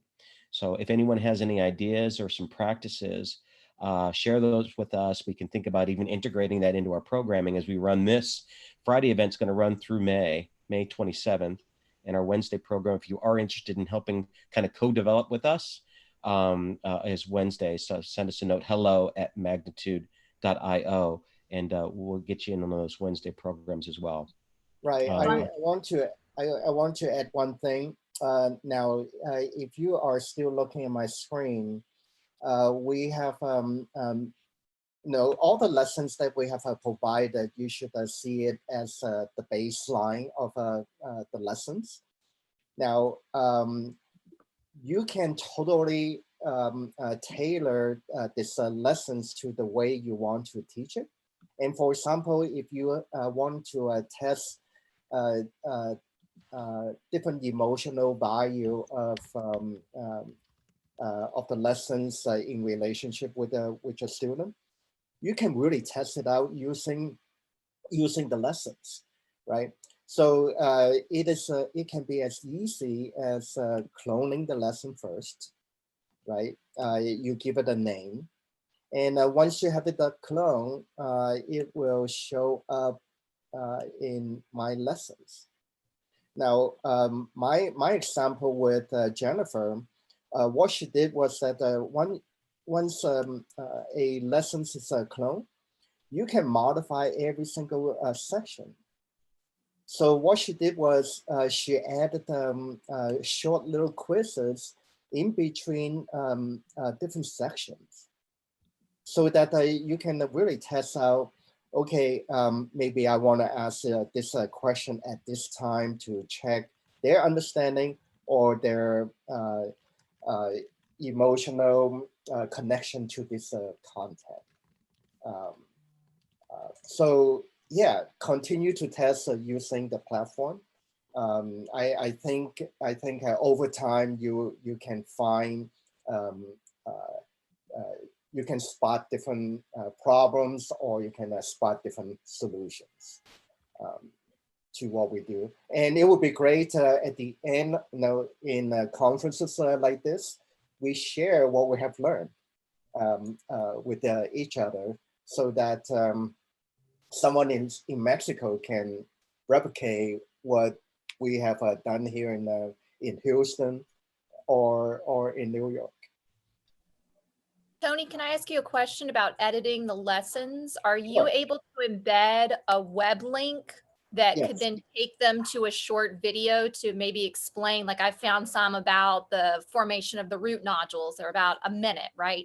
That would be a good place to insert in certain parts of lessons. Yes, embedding a video right within the section is really easy. I can, well, let's set up a little tutorial in one of our future sessions. Let's do that. And our focus will be for anyone joining in, how to leverage the tool that we have. And there's a lot of things that this basic introduction to what we do, there's more behind the whole platform itself, and there's other experiences as well. Just seeing the International Space Station right there as the focus. I think if Liam, if you're still on, do you want to talk a little bit about the ISS above? If you're still here. I am here. Oh, fantastic.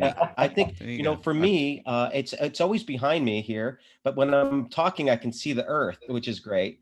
When I'm working, unfortunately, I have to turn around to really see it. But for me, we put this in libraries, it's in museums and science centers. It really is this visceral, immediate impact that's my world. I'm living on it right now. But Liam, do you want to take a couple minutes and just describe what you've been doing with students around the world and the ISS above? Sure. Let me just pop myself in just for a second before I switch back to the screens. Awesome. Hello, everyone out there. So you have to speak in Spanish. Speak in Spanish, yeah. No, I can only switch my device to display in Spanish. In fact, just to quickly do that. There you go. Spanish version of ISS above, German version, and French version. Awesome. Anyhow, that just allows you to switch the screens over. But oh, sorry, no, I'm not on that anymore, am I? There you go. Hello, I was just pressing buttons on my own ISS above here.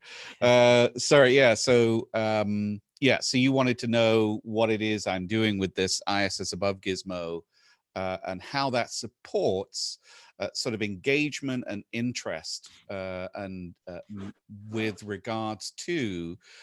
I would say in the context of this conversation, how you get students to sort of really appreciate that this experiment that you are working on, that you're planning on right now, it will eventually be sitting out. And let me just switch now over to this. It'll eventually be sitting literally on the International Space Station. This screen that is being displayed right now on my video webcam feed is showing the ISS is currently just over Central Africa. Oh.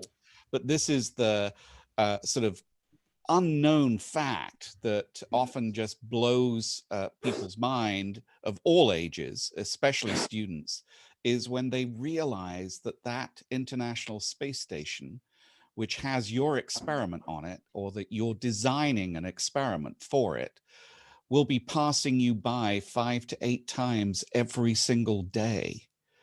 And so my little box, I'll just switch it back to me here. This thing here is a little Raspberry Pi computer that has a very bright LED in it that lights up every time that happens. So the point is to sort of make that visceral connection between the context for your experiment. It's in space. Yeah, but where is it? No, it's above you in space. It may pass you by 3 times during the school day. Now, obviously, this little thing, I've now got, over 3,500 of these around the world. They're in science centers, in lots of schools. Lots of teachers are using them, some of them on this live stream right now. But really, at the moment, it may be difficult for your students to get the value of this. So there is a web portal on my website. If you just go to issabove.com, it's under the school section and it says ISS web portal. And that's sort of like a poor version of this.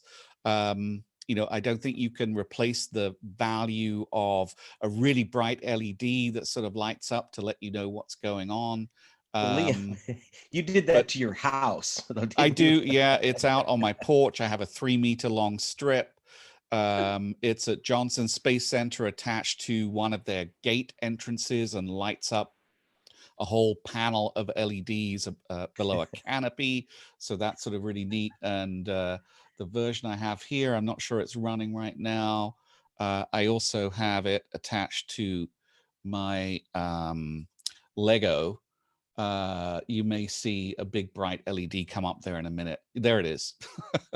So every time the space station is above me, my Lego model lights up.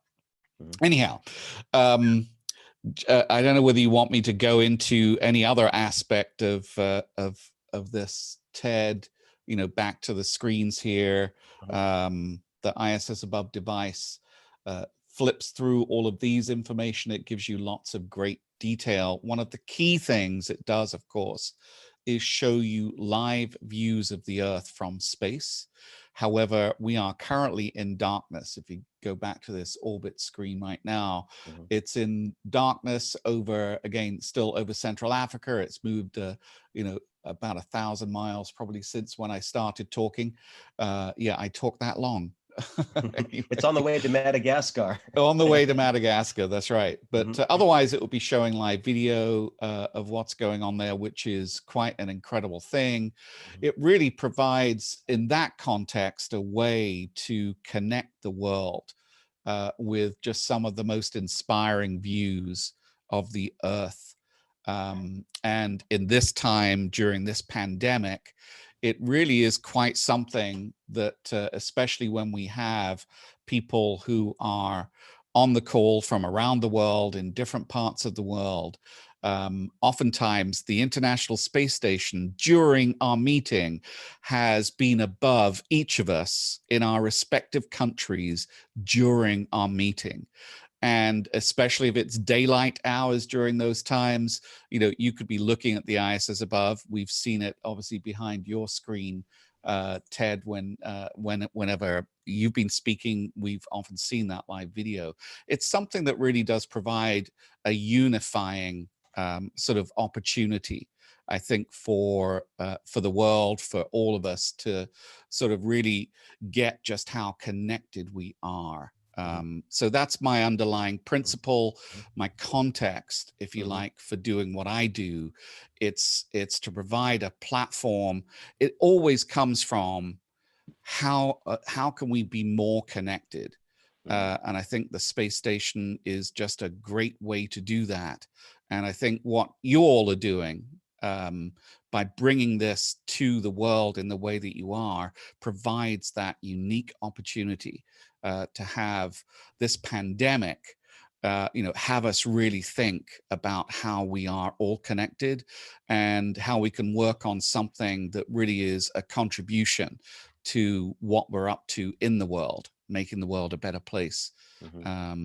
So anyway, that's my philosophical No, Liam, I think that closing line. is that's really an important part, and it reminds me of Bach's Greg Johnson. This thing that so many of the astronauts talk about, the orbital perspective, and your device kind of gives the rest of us mere mortals a little bit of an orbital perspective, and that's important, and especially in times like this, we really are all on Spaceship Earth here together. You know, it's interesting also, Liam, that you put up this this page where you can go and see the view of Earth with other information now. You also have created some lesson plans. Again, big shout out to the U.S. National Laboratory. That's how we ended up finding Dr. Katie Martin with Genes in Space, and it's how we were originally connected with you, Liam, is with the National Laboratory. But you have some lesson plans that were supported by them. As I understand, we're going to try to get some of those lessons up into our platform, which would be great, even just an introduction. So if for teachers looking for additional content to support conceptually what we're doing, it's like, okay, I'm putting it in space. What does it mean? How can the plant live in space, right? Well, what's the space station? And what's life like on the space station? It opens up a whole different field of investigation. And of course, if we think about the amazing experiment of the astronaut twins, Mark and Scott Kelly, if you followed that a couple of years ago, they went, one went up, Scott went up almost an entire year up there. His twin brother, Mark, was on the ground. They ate the same food. They slept the same period of time. They did the same amount of exercise. And when Scott returned, his gene expression was significantly different, something in the order of like 30 some odd percent epigenetically different. Of course, it's like a rubber band, he kind of now back to normal, but it's a lot easier for us to send the plants. And basically we have hundreds and hundreds of plants here on Earth, and we've got the sister plants in microgravity there with ExoLab 8 in February. And we're going to be looking at a very similar type of experiment. And that's why we asked Dr. Martin to join us this morning for us to kind of stretch our mind a little bit as we move up into our AP and honors high school students, as we get some university students have expressed interest in being involved and helping us push the science and engineering practice a little farther forward. So it's all interconnected. The idea of history, what you were bringing up, Michael, the idea of social, being aware of the social needs of our young people during this time. So it's all interconnected. And language arts, the fact that we're now dealing with language, right? If we can create vocabulary, what are the 10 words we want every student to know? Let's put it in every single language that's participating with us today. I think that'd be fabulous. And do we have systems built to do this today? No. Do we need to build them? Maybe not. It's the idea that we're just sharing. And the original idea behind the World Wide Web was, of course, physicists wanting to share information. And it started off, if you look at the original web, it was like, you're trying to do what? But look at it today, the multimedia, it's just absolutely amazing. So we're going to start just finding a way to communicate with each other. And it doesn't need to be perfect. It doesn't need to have all the bells and whistles. We just want to be able to exchange information and knowledge and share together, build a community. And if it's practical, then Magnitude will be adding that to our experience. And if there are third-party experiences out there, I've seen some amazing questions on other types of you can use. We want to look at that. But it might be simple as just sending an email to someone and saying, seen this. And so that's the exciting part too. So open and welcome to all ideas.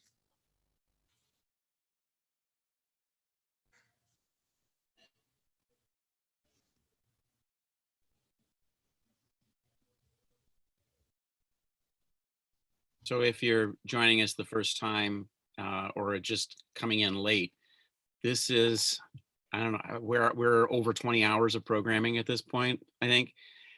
You can go to Magnitude.io's YouTube channel and get all the past episodes. There's some amazing conversations that we've had over the past several weeks.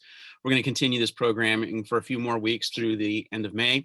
That takes us up through the nomination period for our next candidate to fly to space. Which legume do you think should be our leguminaut?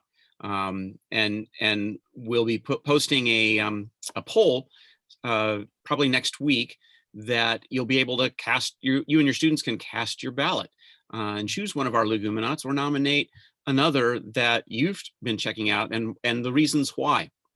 Then later, by the end of May, early June, we'll select the actual legume that we will fly, and we'll enter into our proof of principle trials and experimental design trials to get everything ready for flight approval in mid-August. If you come back and join us in the autumn, early September, you can be part of our ground test trials where we actually kind of get our baselines established and nail down what kinds of media we want to use and the growth technologies. So there's all kinds of engineering challenges that if you've got ideas to add to our platform, we're totally interested to see what you and your students come up with those ideas. If you want to run a set of ground trials with your students closer to launch, we'll start that over again in late November, early December. And you can run through the experiment one more time and then join us in February when we launch that legume to the International Space Station to see if that nitrogen fixation and symbiotic relationship between the legumes and the microorganism, the soil bacteria, rhizobium, if that can function as it needs to in space, which can give us insight into more sustainable cropping here on Earth, but also creates a way in which we can sustainably crop off Earth. We really hope you'll join us through that whole process. It's going to be a really exciting piece of research. And a year from now, we should have our legumes returning to Earth, as the Flight 7 leguminauts just did a day or two ago. And then we'll be able to do some post-flight genetics work to see if, like the Kelly brothers, there were differences between their the ground brother and the orbital brother. One of them actually became younger, right? Scott became a little bit younger for a very brief period of time. Are you talking about quantum, or are you talking about his telomeres? The telomeres, yeah. I think actually quantum he did too, right? Picoseconds or whatever, right? Right. Hey, I noticed that we still have some of our lead educators that have grabbed a team, a legume that they're really excited about. We've got a few minutes left. I wonder if anyone wants to jump in. Steve, Dan, even you, Michael, about the legume that you've kind of selected and maybe some key features. And I'm putting you on the spot right now. I know you had an incredible presentation earlier, and of course it's a video that's archived, but maybe just introduce it real quickly. We do a quick round robin on a legume, and here's a good insight of what we're doing right now. I think that would be good to do. Steve, you want to jump in? Anyone? Sure, I can talk about lentils a little bit. One thing with lentils, we talked earlier about how you were talking about history. And lentils have been with us for a long time. I mean, they've discovered lentils, with the pharaohs and in Greek excavations from about 10,000 BC. So it's been around a long time. Is a very, very small seed, but it has a lot of protein, a lot of nutrients that we could use whenever we're setting up a habitat. So as I've started thinking about what I want to do with my lentils, I'm thinking about taking those coffee grounds that I was doing with the cowpeas, mixing it with a little bit of Mars regolith, and then seeing how that works. Because I guarantee you, any astronauts going to Mars are going to have coffee with them, so they can try to use those coffee grounds to possibly. Yeah, straight there. Yeah. And we got a particular brand that I think we need to have some sponsorship around. I don't know if I'd want to take that brand to Mars. They've sent some of that to the ISS already. I got one of their mugs, but well, there you go. lentils are pretty cool. This idea of Martian regolith, I know you and a couple other educators are working on that. We had a great lecture by Dr. Ellen Stofan, who is an exogeologist. So there you go. And there's some really interesting challenges we have when we think about using the material on a different world. It's not the same composition. There isn't any organic matter as far as we know. And so how do you build a proto soil? How do you boot up a greenhouse on Mars? That's a big challenge. Right now, we're going to do what we can in microgravity above Earth on the International Space Station, but we're going to be thinking about how to solve that problem, and we'd love your help. Yeah, when Ellen was sharing, she talked about basalt is one of the major constituents of the regolith, and I happen to live in an area where we have these huge outcroppings of basalt that I'm going to go try to harvest a couple of specimens and grind them up. But the thing that she really said to keep in mind, like Steve held up his regolith simulant, it's all the same grain size. It's been very finely sorted, and there Lori's got hers.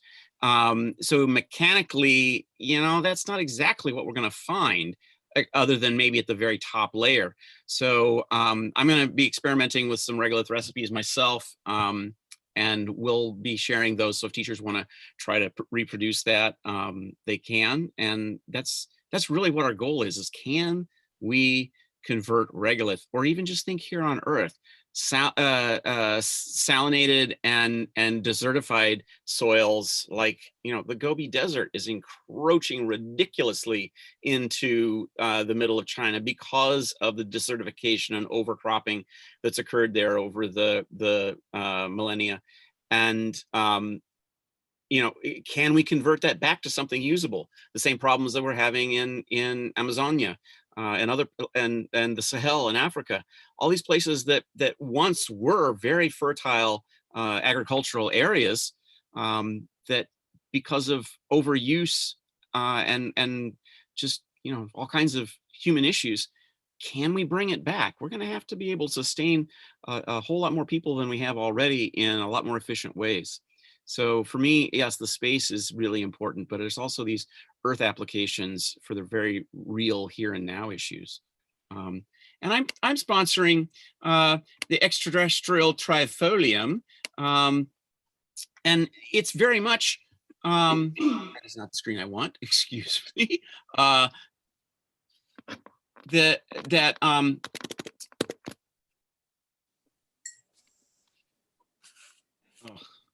got to move something out of the way. Sorry about that, folks. I thought I had this queued up properly. There we go. I grew up in Iowa, and so kind of learned about legumes and rhizobia, or at least legumes and nitrogen fixation. I didn't learn until I was at university that it's really the bacteria that's going on here, and just became fascinated with soil science and all the life that's there. But clover, it's tasty as a sprout. So I've got some lovely little clover seedlings here. If you eat them all, you will have no experiment, Michael. Huh? If you eat them all, you won't have any experiment left. Oh, I've got a whole bunch of these growing. So it's really tasty little green. So it's a food source. But also my theory is, or this plant would be an excellent way to start establishing our soil on a lunar or Martian colony, because it grows quickly. It's a ground cover, produces a lot of fixed nitrogen. We've got a biomass that can decompose and augment that regolith to actually become a sustainable soil. So Valeria talked about the psycho-emotional needs. There's something really special about green plants. I think it's no mystery that humans started to become agriculturists because we get this connection to plants, and they stimulate endorphins when we're growing them. I'm not going to go into everything here. We'll post this, just a little preview. I really think the solution is Trifolium pratense, the red clover.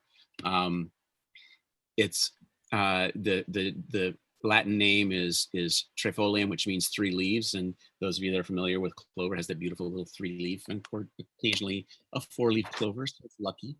And the ethnobotany, I'll go into this another day, that it's really been an important food source for the first peoples. The flowers are edible. There's all kinds of nutrients here. We can eat the sprouts like we would any other sprouted legume. That role of antioxidants is so important. Now think about this. We've been talking about upmass.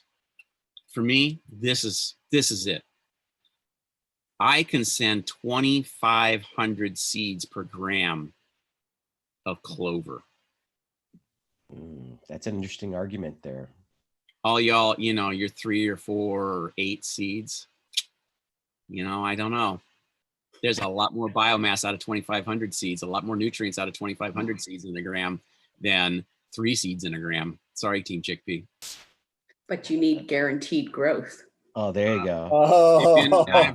In all of my ground trials, Miss Glycine Max, I've had better luck with my clover sprouting and growing vigorously than anything else. Well, let's segue over to Glycine Max since Diane's still here. So tell us a little bit about that amazing legume. I'm still here. I don't know if I'm still here, but so we're Team Glycine Max to the max.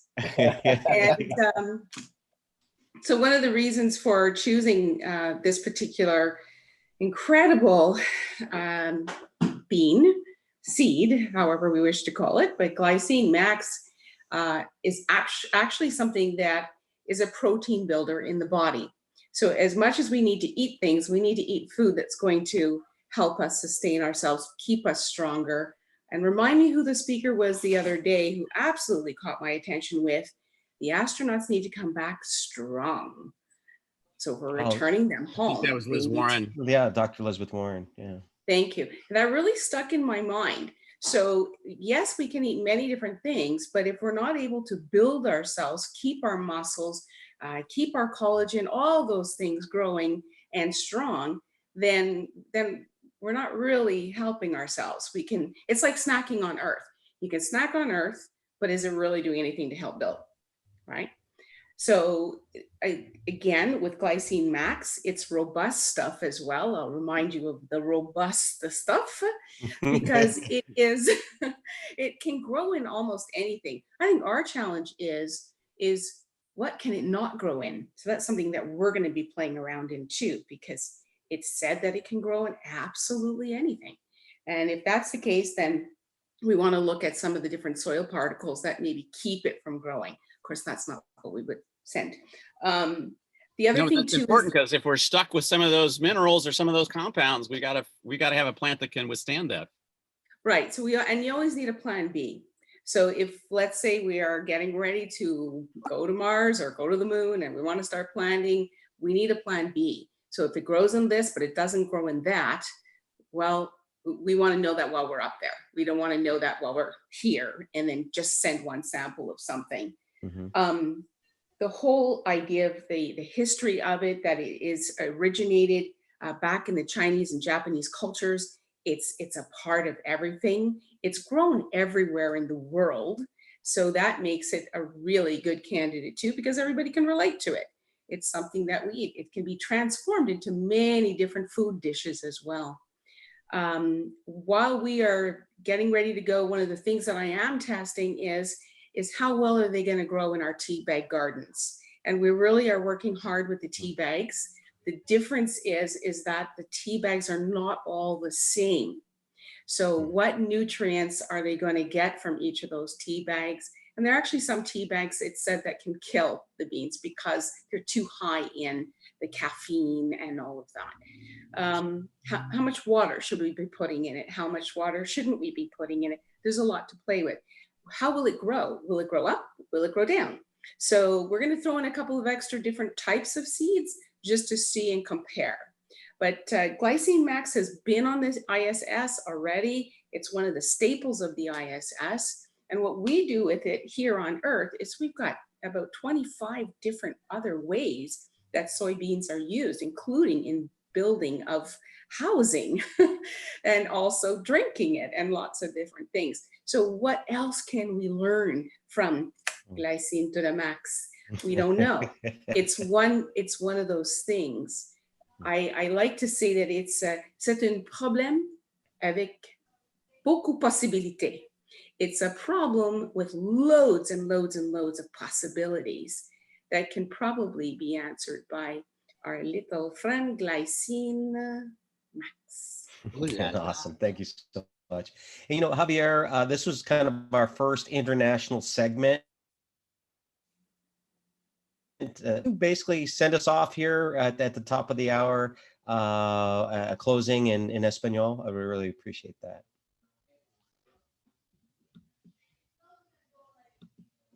Oh, you're on mute, I think.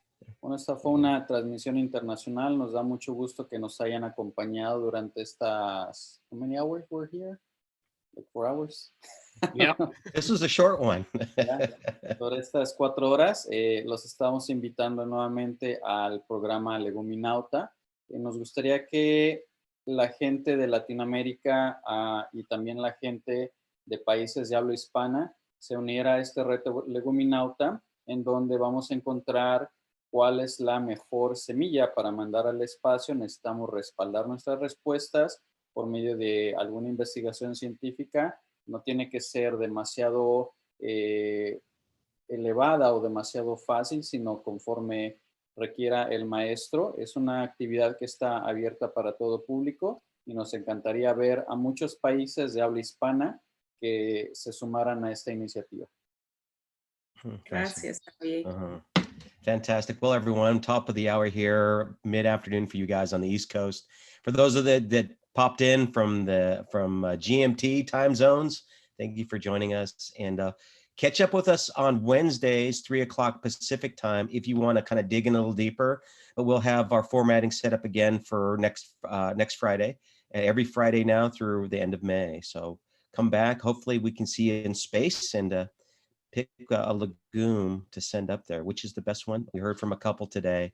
You go to our website, you can see all the prior videos that we've already done, dozens of hours, I guess. And without this community building, it doesn't really go anywhere. And so it's everyone has an opportunity to make a difference. And it's your children, it's parents, it's us as educators, it's our administration. They see the value in it. And thank you so much for joining us today.